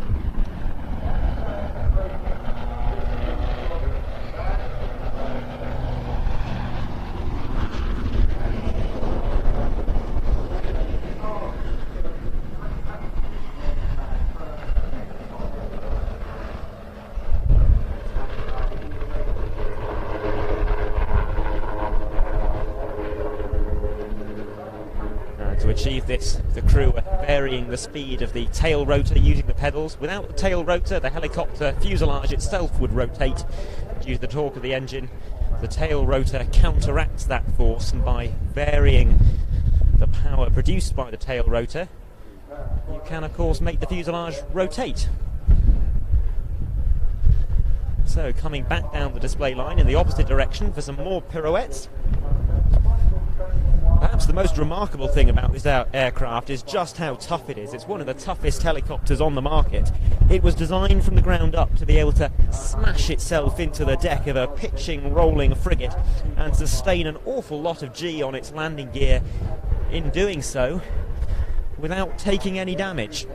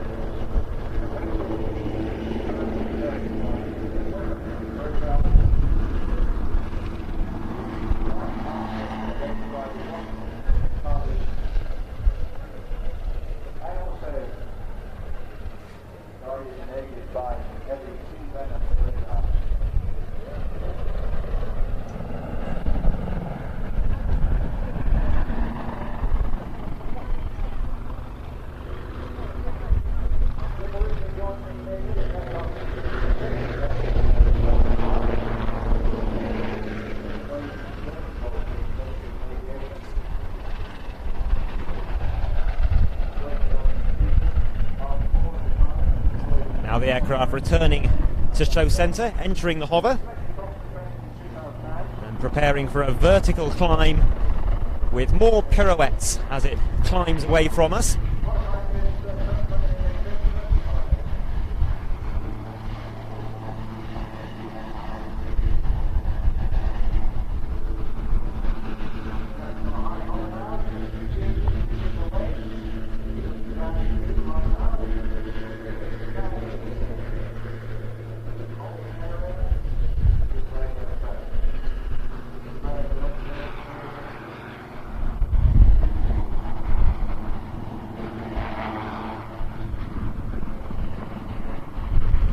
At the top of this climb, a nose over with a 135-degree turn on the downline to exit on the left 45-degree line. So there's the nose over, and here comes the turn.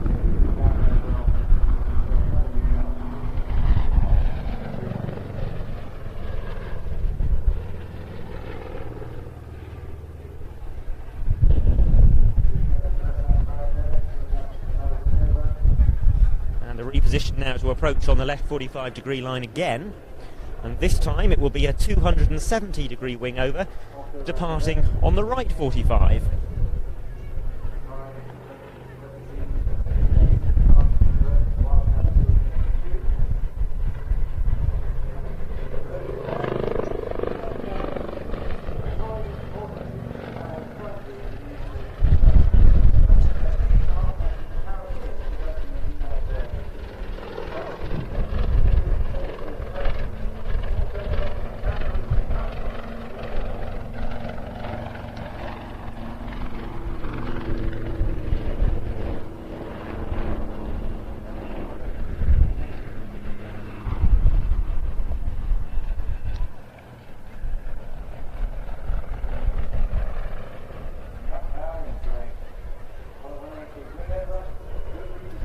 Final pass from the Wildcat now, something of a wing rock, albeit no wings on this aircraft of course.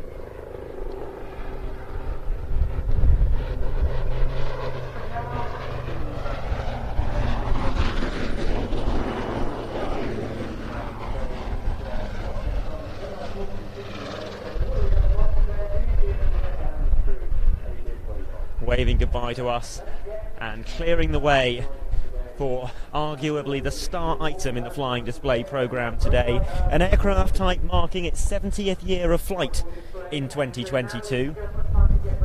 An incredible 774 B-52s were produced, the last of them rolling off the production line 60 years ago. Around a tenth of those 774 aircraft are still in service, all of them B-52H model Stratofortresses. And nowadays they are very different beasts to those earliest examples. More efficient engines, upgraded avionics and electronic countermeasures, a new fire control system and greater weapons integration.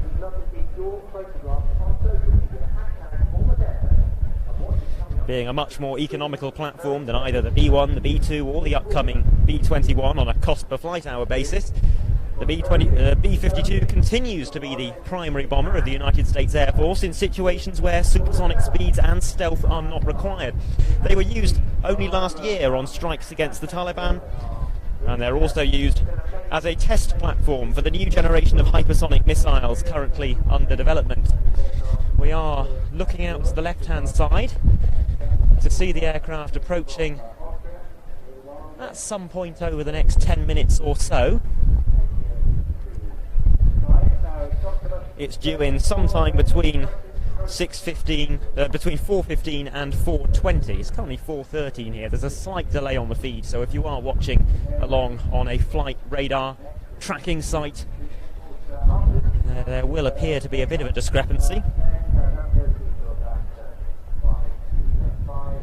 And it's good news that the visibility has substantially improved since this morning, as has the weather. Bits of blue sky now. Hopefully we'll get a Red Arrows full display after the B-52 has cleared the airspace.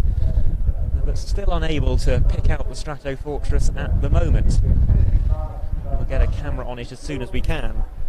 It's thanks mainly to the B-52's relatively low running costs that I mentioned earlier that it has far outlasted not only its contemporaries but also several far more advanced bomber concepts, some of which have even been touted as potential replacements. I'm thinking of the B-58 Hustler, which bowed out of service in 1970 after just 10 years of use, the cancelled B-70 Valkyrie project, and of course the B-1 and the B-2, which are both due to be retired in the 2030s, while the B-52 will just keep soldiering on and on.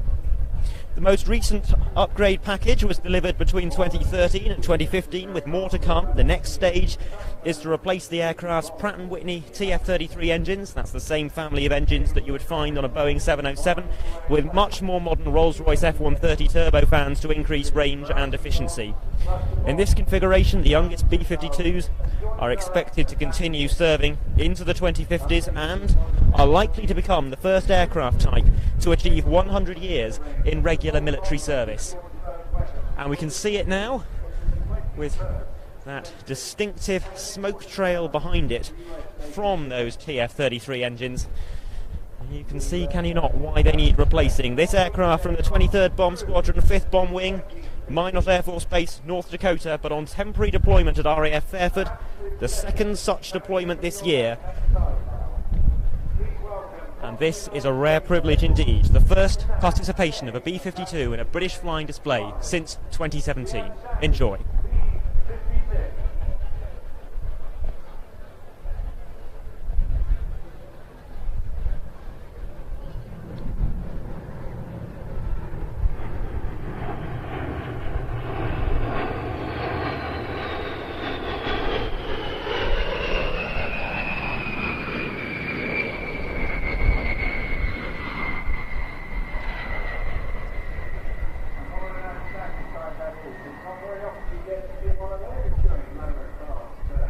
How terrific is it to have a contribution from the United States Air Force here at the Bournemouth Air Festival in the 75th anniversary year of that air arm. A great privilege indeed, and something that we'd hope to see at the Royal International Air Tattoo 2022, which of course we were live broadcasting, cancelled on that occasion. Glad we finally got to capture it. Well, we've got a short gap now before the Red Arrows of 10 minutes or so, but I think this is a perfect opportunity to say hello to you all. I see the viewing numbers have ballooned substantially in the run-up to the B-52 and the Red Arrows, so some of you will no doubt be wondering who on earth we are, and if you're Planes TV regulars, you'll also be wondering why Ian isn't with us. Well, Ian is not available today, so we are doing a very simple one-camera stream from the top of the Cumberland Hotel here in Bournemouth. Not the ideal setup with just the one camera. There's no vision mixing going on. It's being beamed straight from the camera onto YouTube. Adrian doing a fantastic job with the camera work. My name is Adam. I'm usually a camera operator as well, but because we're on the roof of the hotel, because of the fantastic view that we can obtain up here, we can't link into the airshow PA system. So I'm not an airshow commentator, but I'm doing my best to talk you through the action, and I hope that you're enjoying it. If you are, drop us a like, subscribe. This is not the only air show that we'll be live streaming. In fact, we have other air show live streams coming up just in the next couple of weeks. The Bournemouth Air Festival, this is our last day at Bournemouth, but the Jersey International Air Display on Thursday will be free on our YouTube channel.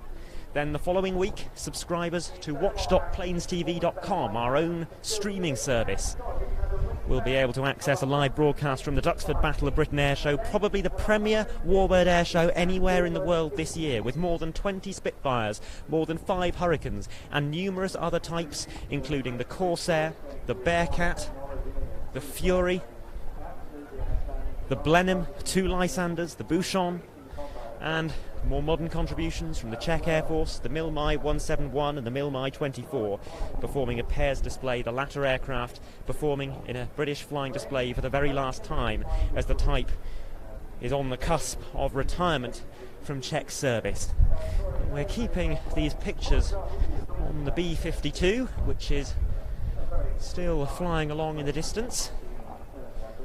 I don't think we're going to get a second pass, but we'll keep the cameras on it just in case. This is one of the disadvantages of being up on the hotel, not connected to the official PA system. I don't have any commentary notes or anything like that. I'm not listening to the radios, so there's always a little bit of guesswork involved as to what is happening. On the subject of future streams, there's more coming up as well.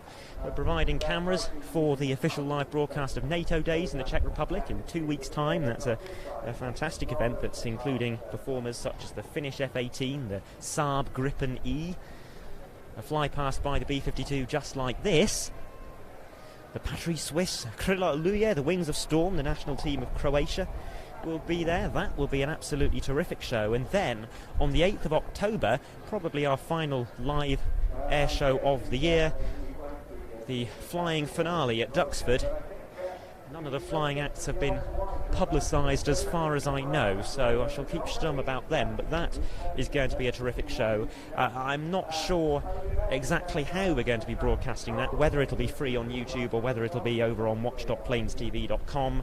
It possibly depends partly on things like how well supported we are on YouTube, how many people are watching along, dropping likes, supporting the channel. That's a great way to encourage us to come and do free streams like this, and I am keeping half an eye on the chat, so if I spot any new channel members I will make sure to give a shout out. It does look suspiciously like we are going to get a second pass from the B-52 though, which would be terrific if it is to come to fruition.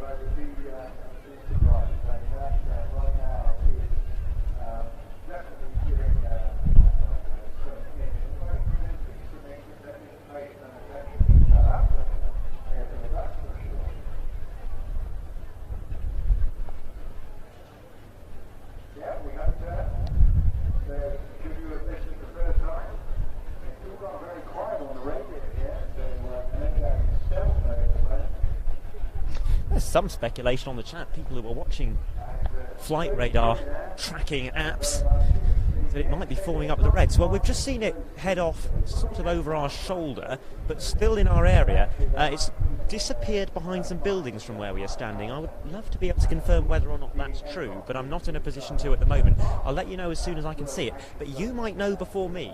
So keep us informed through the chat whether that is indeed happening, because there is a little bit of a delay on the live stream, probably about a minute.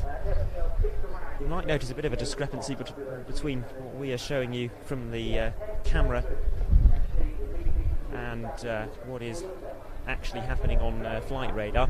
Well, I've got to say the B-52 has just popped out the other side of that building. I can't see any red arrows anywhere near it. It would surprise me if they were going to do a joint formation. And certainly nothing mentioned on the official flying programme that was put out by the organisers for the benefit of the display pilots this morning.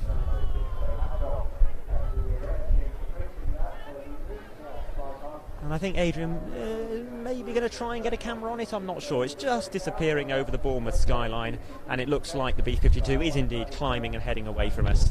So probably the last we shall see of that. But what a treat to even get that one fly past. As I said, the first time we've seen one in the UK performing as part of a flying display since 2017, as far as I can remember. And that was the Cosford Air Show, which also featured a fly past by a B-1. And in that case, the B-52 came in the middle of a display by B-17G Flying Fortress Sally B. Made for a rather spectacular sequence, which I would suspect is available to watch on watch.planestv.com, because Planes TV were present at that show, although it was before my time. I was there just on my own with a camcorder on the crowd line.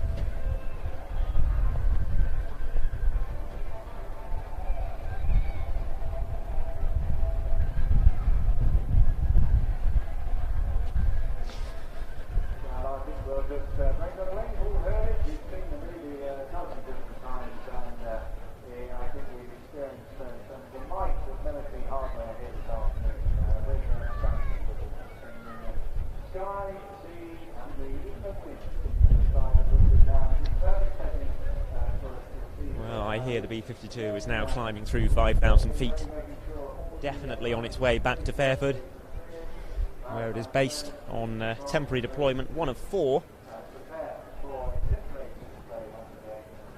There was a detachment of B-1s that was temporarily dispatched to Fairford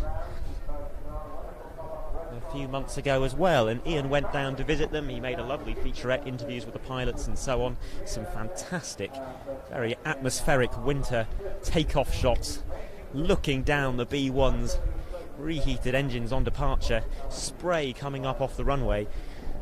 So do go and hunt that video down on YouTube, but not until after we have seen the red arrows, because if you were to start that B-1 video now, you would almost certainly miss the start of the Reds display, which is due in around 5 minutes' time.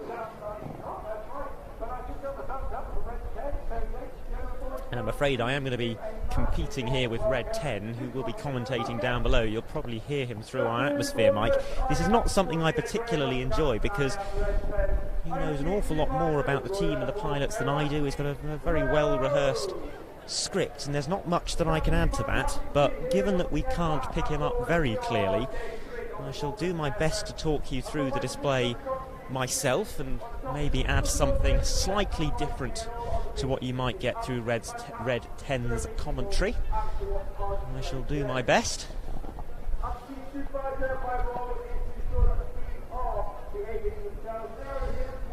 This will almost certainly be a display with a non-smoking jet in the lead. Due to some recent technical problems, not all the aircraft available to the Red Arrows have been fitted with smoke systems yet.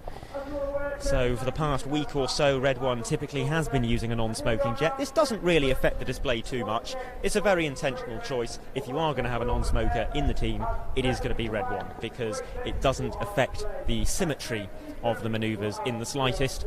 There's a few manoeuvres where you might see there's a kind of missing band of smoke down the middle, but it doesn't make the smoke trail look lopsided at all. And to be honest, in the first half, Red 6 and or 7 are usually flying in line astern behind Red 1, so Red 1 isn't required to smoke anyway.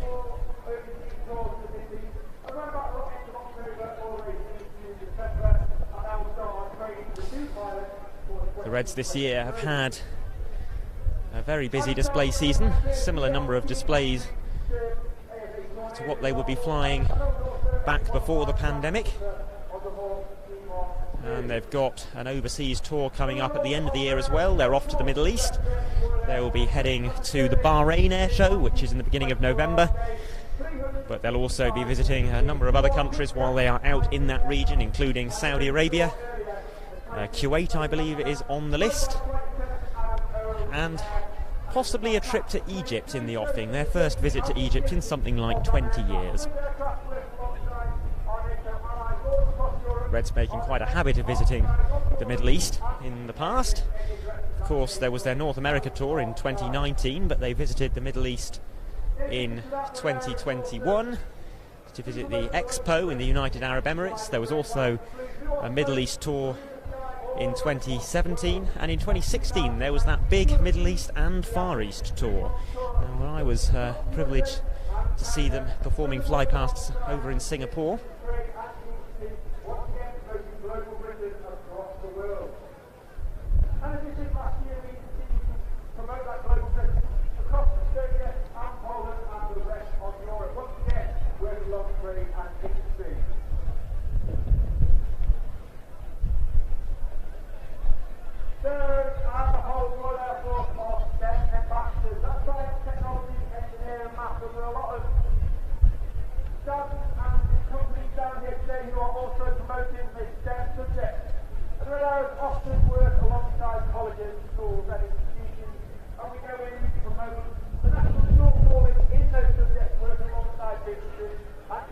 Someone's saying the B-52 seems to be taking an interesting route home. Well, remember, there's a whole load of restricted airspace between here and Fairford in the Salisbury Plain area.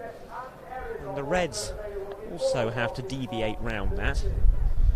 And the B-52's enormous turning circle might be contributing to what looks like an unusual path on the flight radar tracking apps. So that will go some way to explaining that.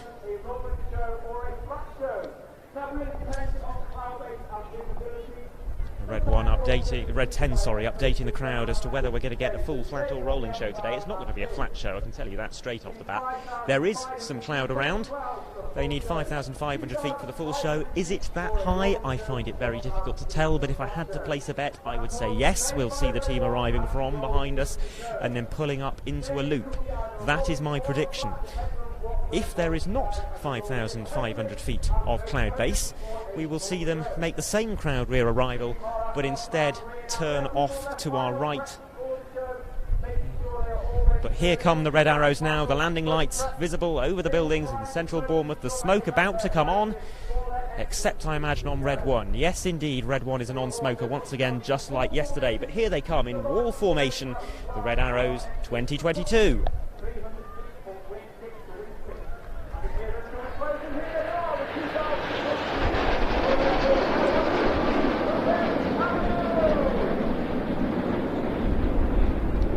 And we are indeed going full.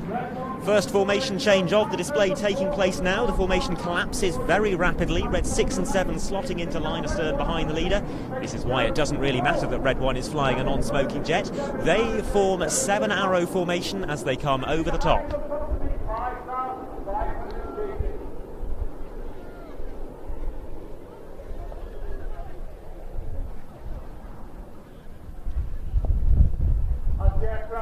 Accelerate back down towards their minimum stage height. Red 1 brings the formation around to the right. And Red 1 is running the top forward. And this is where we perhaps see the differences between the 7-ship and the 9-ship display. A lot of changes had to take place at very, very short notice. There was just about a week or so to do some fairly substantial modifications to the display routine before PDA, and that is why there are fewer formation changes than usual in the first half. They remain in 7-arrow formation, I think, for this first barrel roll.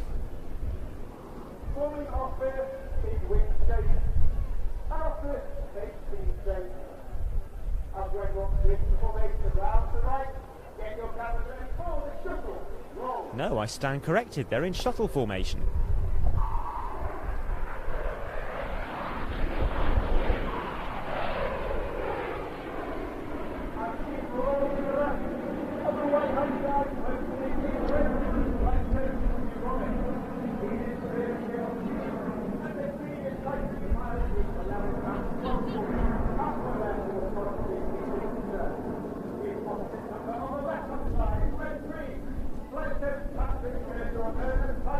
You'd think after about 10 times seeing the team this year, I'd have learned that by now.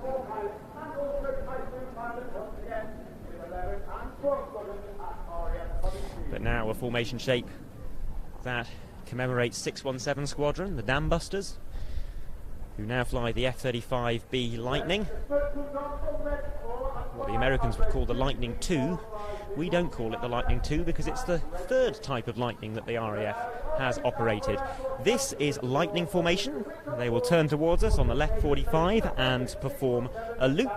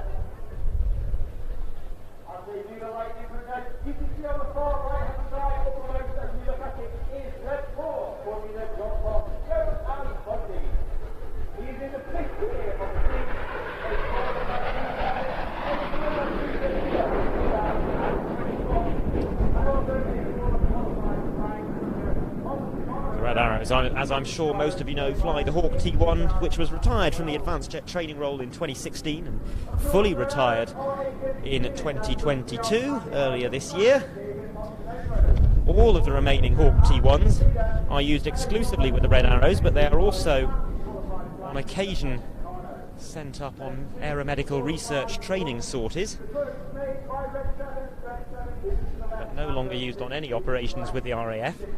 There are a large number of overseas operators though, and the Hawk across all its guises is the most successful advanced jet trainer ever on the export market. It's not the most produced advanced jet trainer, that would be the T-38 Talon, but the T-38 didn't score so highly in terms of export orders. More than 1,000 Hawks produced for a large number of customers. Now here they are barrel rolling in Phoenix formation.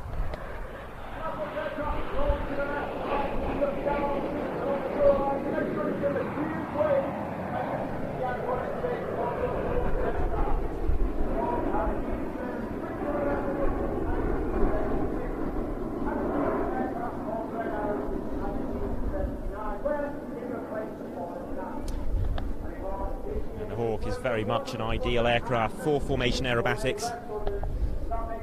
Relatively low cost per flight hour, of course, that's important. Accurate numbers are hard to come by, and there are many different ways of measuring this sort of thing, but it is very likely somewhere around 10% or less in cost per flight hour compared to a frontline fighter like the Typhoon. It's also very well suited to air shows in that the manoeuvring speed of aircraft like the Hawk is much lower than frontline fighters. This aircraft manoeuvres at its best 250, 350, 400 knots, whereas an aircraft like the Typhoon manoeuvres at its best considerably faster than that. That allows the Reds to fly slower and therefore to enjoy a smaller turn radius, stay much closer to the crowd throughout their display. And here indeed they are coming back towards us, this time in Apollo formation. Deeply appropriate given the upcoming Artemis launch that I saw people have been discussing in the chat over the past hour or two.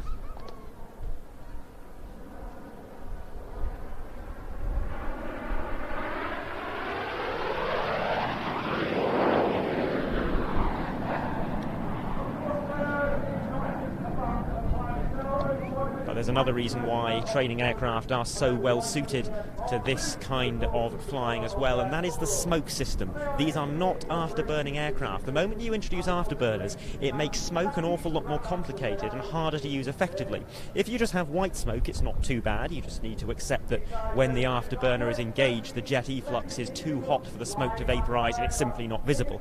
But if you want a colored smoke system, then it becomes harder still, because if you have colored smoke entering the jet efflux when the afterburner is engaged, the dyes that are used at air shows tend to burn and create a nasty, dirty brown trail. It's very unsightly. It's why teams, an American team which has experimented with coloured smoke, doesn't use it. It's all white smoke, because it's very tricky to make it look good with afterburners. And if you think about all the aerobatic teams around the world that are known for having brilliant smoke systems, the likes of the Red Arrows, the Frecce Tricolori, Alvazan, they all have something in common. They all fly non-reheated aircraft like the Hawk. Also that lower speed helping to make the smoke look rather thicker than it otherwise would. Now a crowd favourite manoeuvre, Reds 4 and 5 rolling around the rest of the formation. The rest of the formation is about to start a turn to the right. This is Tornado.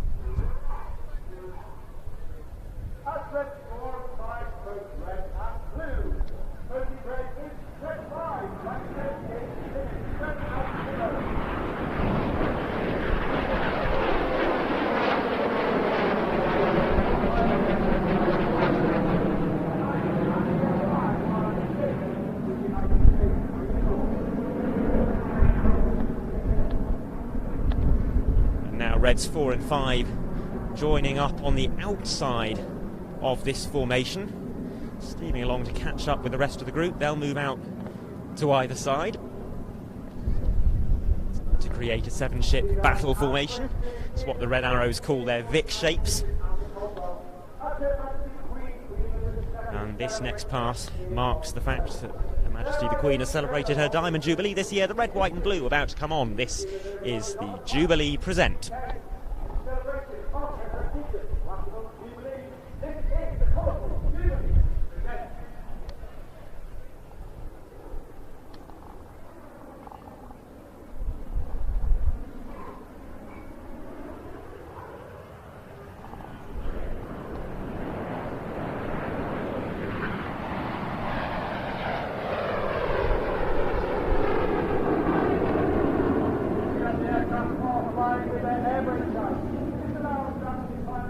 Well, if you're just joining us for the Red Arrows and you're wondering why on earth someone other than Red 10 is trying to talk you through this, welcome to the Plains TV live broadcast. We film air shows, normally with 2 or 3 cameras and a link up to the airshow public address system. But this is a bit of a test stream, very much bare bones. 1 camera, 2 microphones plugged into it. I'm talking into one of those and that's all being pushed straight out to YouTube. There's nothing fancy going on.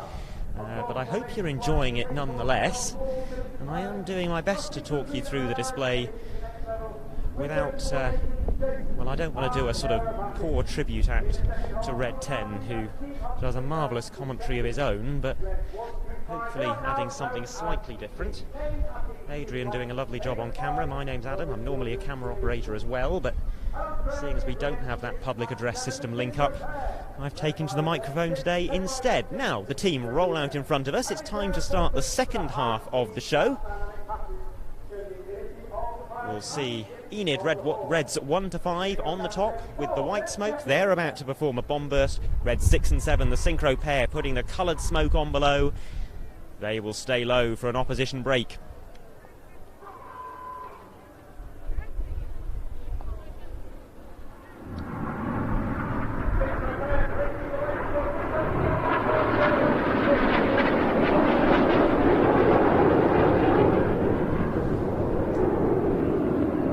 we'll keep our eyes on Red 6 and 7, the synchro pair, as they pull up, perform derry turns.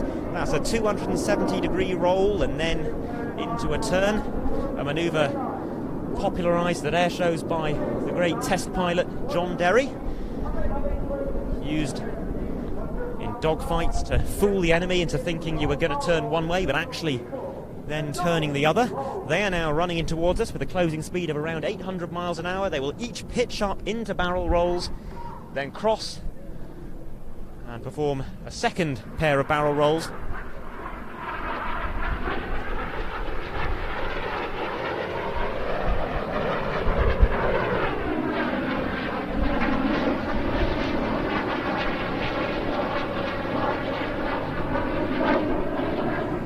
And as they depart, approaching on the right 45, Enid are in a formation called Leader's Benefit. The white smoke has just gone on. They're going to pitch up into a barrel roll.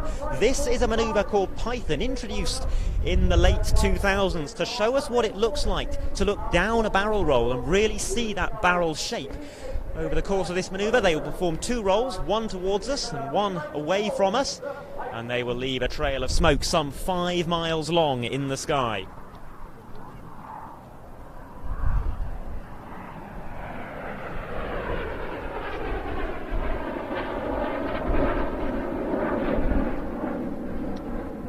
Formation is called Leader's Benefit because Reds 2 to 5 are in a line abreast formation, very difficult to fly, but Red 1 is slightly forward of them. But now we shall turn to the left and right as Enid exit their second and final barrel roll, because the synchro pair are approaching for another opposition pass.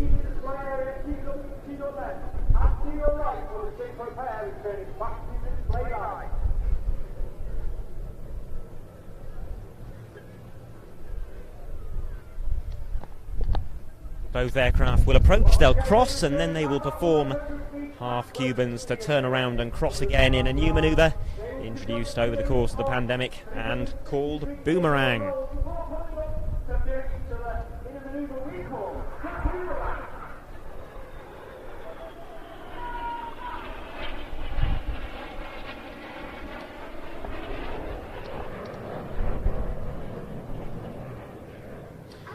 And we'll keep looking left because Enid are approaching us once again for the most challenging manoeuvre of their display.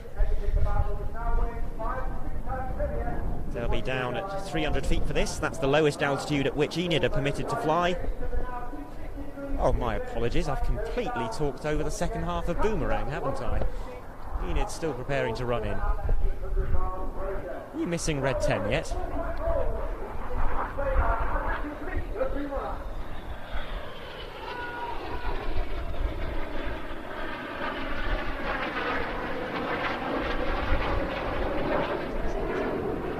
It is easy to get carried away doing this kind of thing. As I mentioned, not an airshow commentator, but Enid coming in from the left now for the rollbacks. Red smoke on as 2 and 3 pitch up for tight match rolls to the outside of the formation. Then the blue smoke comes on as Reds 4 and 5 do likewise.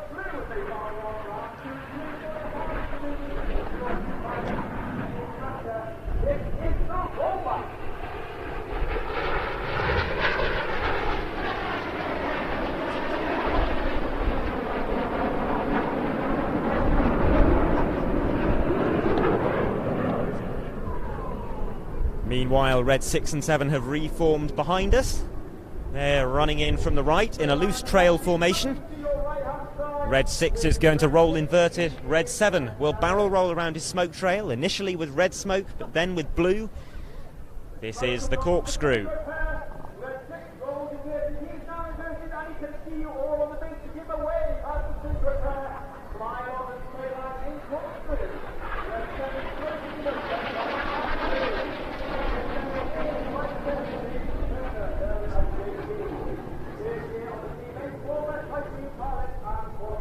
And we'll stay with the synchro pair as they depart, because they will perform a 270-degree right-hand turn to come back towards us. This is a manoeuvre that was introduced at very short notice to the display. Originally, it would have been the goose performed by either Red 8 or 9, crossing with Reds 1 to 5.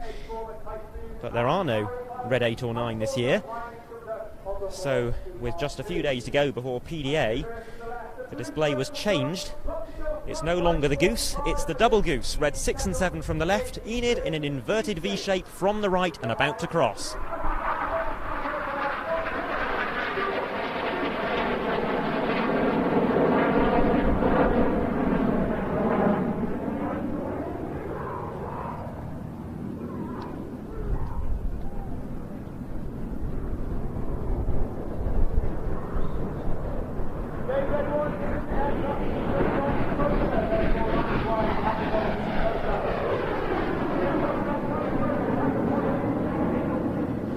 Someone asks, what makes the smoke blue or red? Well, the smoke is diesel that's injected into the hot exhaust and it vaporizes, creating these white trails. But if you inject a little bit of dye into that as well, you can get it to create these colours. And that's what I was talking about earlier when I was talking about afterburning engines. If you do that in an afterburning engine, the dye will burn rather than merely vaporize in pretty colours, and you'll end up with brown, whatever colour you put in. Because the jet efflux is simply too hot when the afterburner is engaged, and that's one of the reasons why trainers are so highly suited to displays like this. But out to the front of us, Red 6 and 7 pull up for a classic Red Arrows manoeuvre. This is the Heart.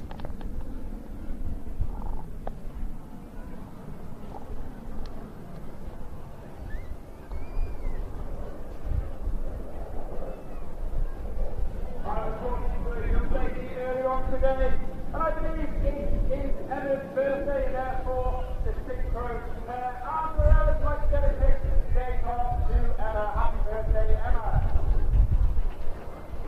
Before we see the syncro player, a massive round of applause for the syncro. Wonderful. Red Heart in the skies of Bournemouth.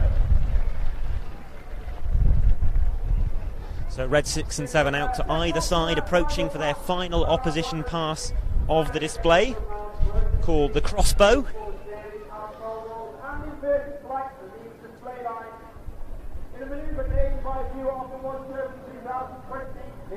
This is another relatively new manoeuvre, just like Boomerang, introduced in 2020.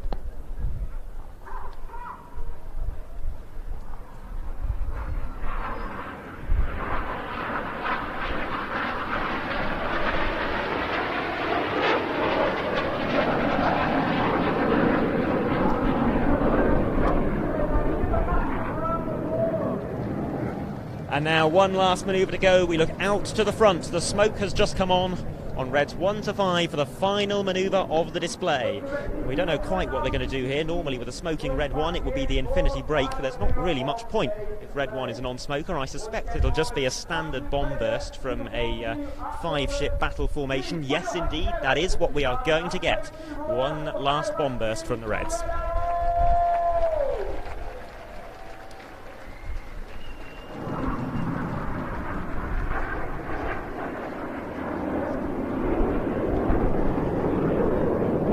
I hope you enjoyed that, and my apologies to Red 10 for a pale imitation of his commentary there. We're not connected to the public address system here in Bournemouth because we are atop the Cumberland Hotel, who have very kindly accommodated us this weekend.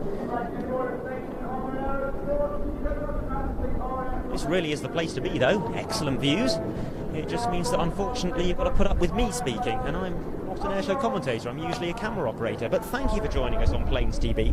If you haven't joined us before, we film airshows, that's what we do, and we are out most weekends through the summer performing live broadcasts, some of them available free on YouTube like this one, so do make sure to like and subscribe, because all of that sort of thing encourages us to do more of this for free.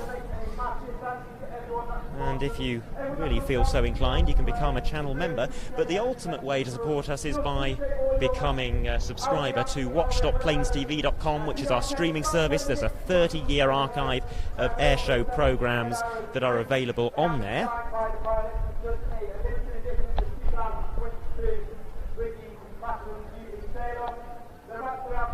And in addition to that, you can also see some more live broadcasts that we don't necessarily put out for free. And one of those is coming up next weekend, the Duxford Battle of Britain Air Show. I mentioned it during that Red Arrows display. Probably the premier warbird air show in the world this year, with more than 20 Spitfires as well as a huge variety of other aircraft from the 1930s, 40s and 50s. Meanwhile, free on YouTube, we're back on Thursday from the Jersey Air Display. Now, there is more to come today, and we haven't, I don't think, made a final decision as to what we're going to do. There is an evening show in a couple of hours' time, and I will just pull up the schedule and tell you what's coming up and when, because we expect we will probably be streaming that on YouTube. That starts just after 7:20. It includes a Spitfire Mark 19, Typhoon FGR4 returning for a sunset display. We've got a couple of pyro acts as well. The Firebirds and Otto the helicopter, they will be performing with fireworks shooting off the aircraft. A very dramatic sight. We enjoyed it a lot yesterday. So make sure you are subscribed with your notifications turned on, so when we do go live, you'll get a little message on your phone letting you know, and you can join us then. I see lots of lovely comments coming in. Yes, Pip, well, we're very glad that you found the stream. So there's so many people leaving nice comments, in fact. Too many to read out. How much longer will this stream go on for, says Motorbike Madness. Well, the flying display for the time being has finished. We're not going to keep streaming for the next 2 hours, just showing you a locked off view of the beach, because there isn't really an awful lot of point. But we'll probably wrap up in a few minutes' time. But I'm going to introduce now the man behind the camera, Adrian, who's been doing a sterling job all afternoon. Have you enjoyed yourself?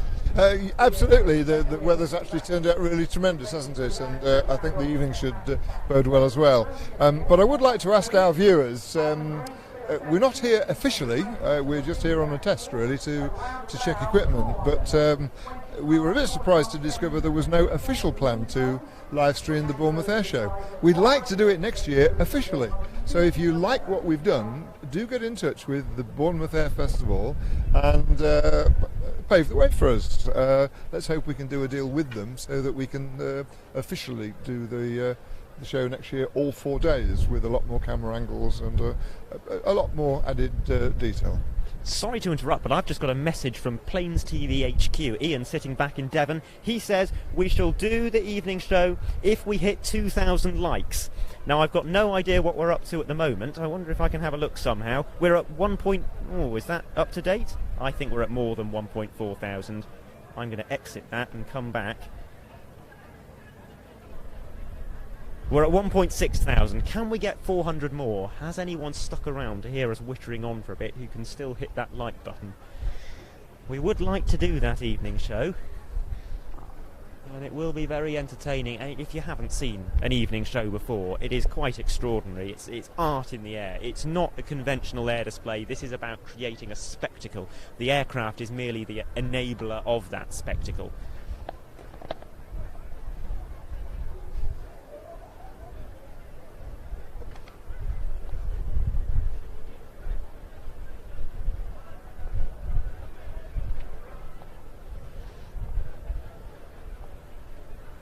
So as I said, that evening show starting at 19:24. Well, I see a lot of people heading over to watch the Artemis launch. Yes, if only we could. I'd very much enjoy watching that, but I think I'd rather be here with some aeroplanes, actually, watching them do their thing. There's some really phenomenal stuff coming up this evening. Brendan O'Brien will be flying Otto the helicopter. I think I might have mentioned that a few minutes ago, but that is absolutely extraordinary. More fireworks on that aircraft than on any other aeroplane in the world. 2,500 pyrotechnic shots. He calls it the Skygasm.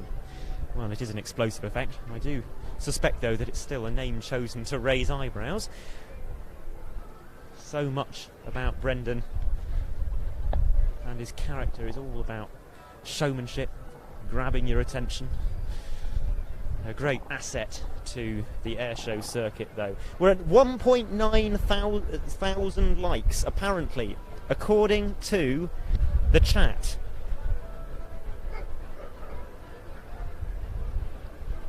JD says, fabulous stream, new to the channel, and I love it. Well, thank you so much. This has been such a bare bones stream. If you liked this, then I'm sure you will enjoy our stream from Jersey on Thursday even more, when we will probably have 3 cameras at least to throw at it, rather than just one. It'll be much slicker,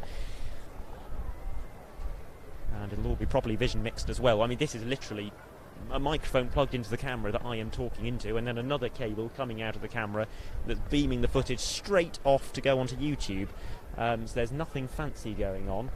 I can see behind us the Red Arrows pulling up into a loop, performing a landing break at Bournemouth Airport. I don't think we can turn the camera around quite that far, but Adrian's going to have a go.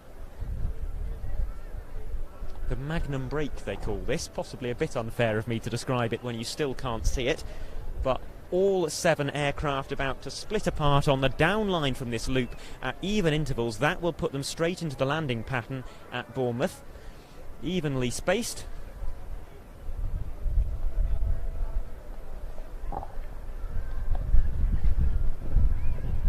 We've hit 2,000 likes, I am told, from the chat. I have no idea if this is true. Dan Buster D says, great commentary. Well, that's very kind of you, but I'm really not an airshow commentator and I shouldn't be doing this. It's been fun, though. I've enjoyed it, and I'm glad that it hasn't been too frustrating for you all to have to endure. Please stream the evening show, says Pip Hollingworth. Well, if we've hit 2,000 likes, we've got to, haven't we? We made a commitment. There's no way we can let you down. Oh, I see the Artemis launch has been scrubbed, at least according to the chat. The chat is my sole connection to the outside world during this. So thank you for helping to keep us informed, particularly as the B2 was running in for its flypast. We would have hated to have missed that.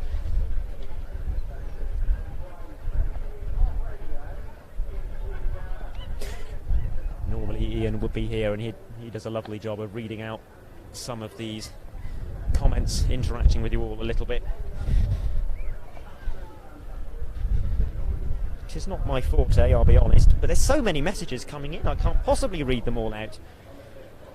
Maybe we'll stay around for another 5 or 10 minutes or so, have a little bit of a chat if anyone wants to. But yes, do make sure you are subscribed, because we are going to do that evening stream, and you'll want to get that notification when the stream begins. And make sure as well to sign up to the Planes TV newsletter if you are so interested. Head to watch.planestv.com to find out how to sign up to that. Ian sends that out fairly regularly in advance of us doing live broadcasts. So that is a reasonably good way of staying up to date and getting a little bit more notice of live streams than you typically would if you just follow what we are doing on YouTube. Lord Supreme Akara says, if this is what we call a test stream, he can't wait to see the official one with multi-cameras. Yes, well, I promise this is not... This has been a bit rough around the edges. It's tricky during the Reds when there's different aircraft coming in from different directions and you've got to get the camera from one group to another without any awful camera moves going on. And obviously when there's multiple cameras we can choreograph things a little bit. We know that one particular camera operator is chasing one group of aircraft. We know who's live at any one time, and we can hide all of those camera moves. So it does make a big difference.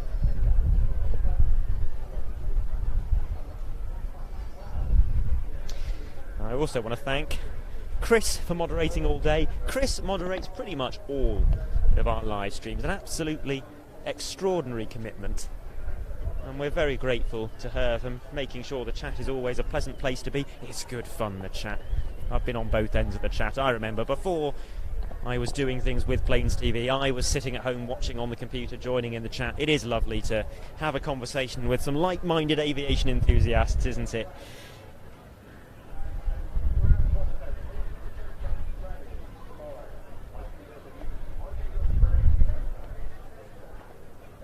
And I do apologise if I have missed any super chats or new channel members. I've tried to give a shout out, but there's so much going on in the chat that I think I may have missed a few things. So if I did, it is just because I've been staring at my notes for a lot of the afternoon rather than staring at my phone, and I apologise for that, but thank you to everyone who has signed up.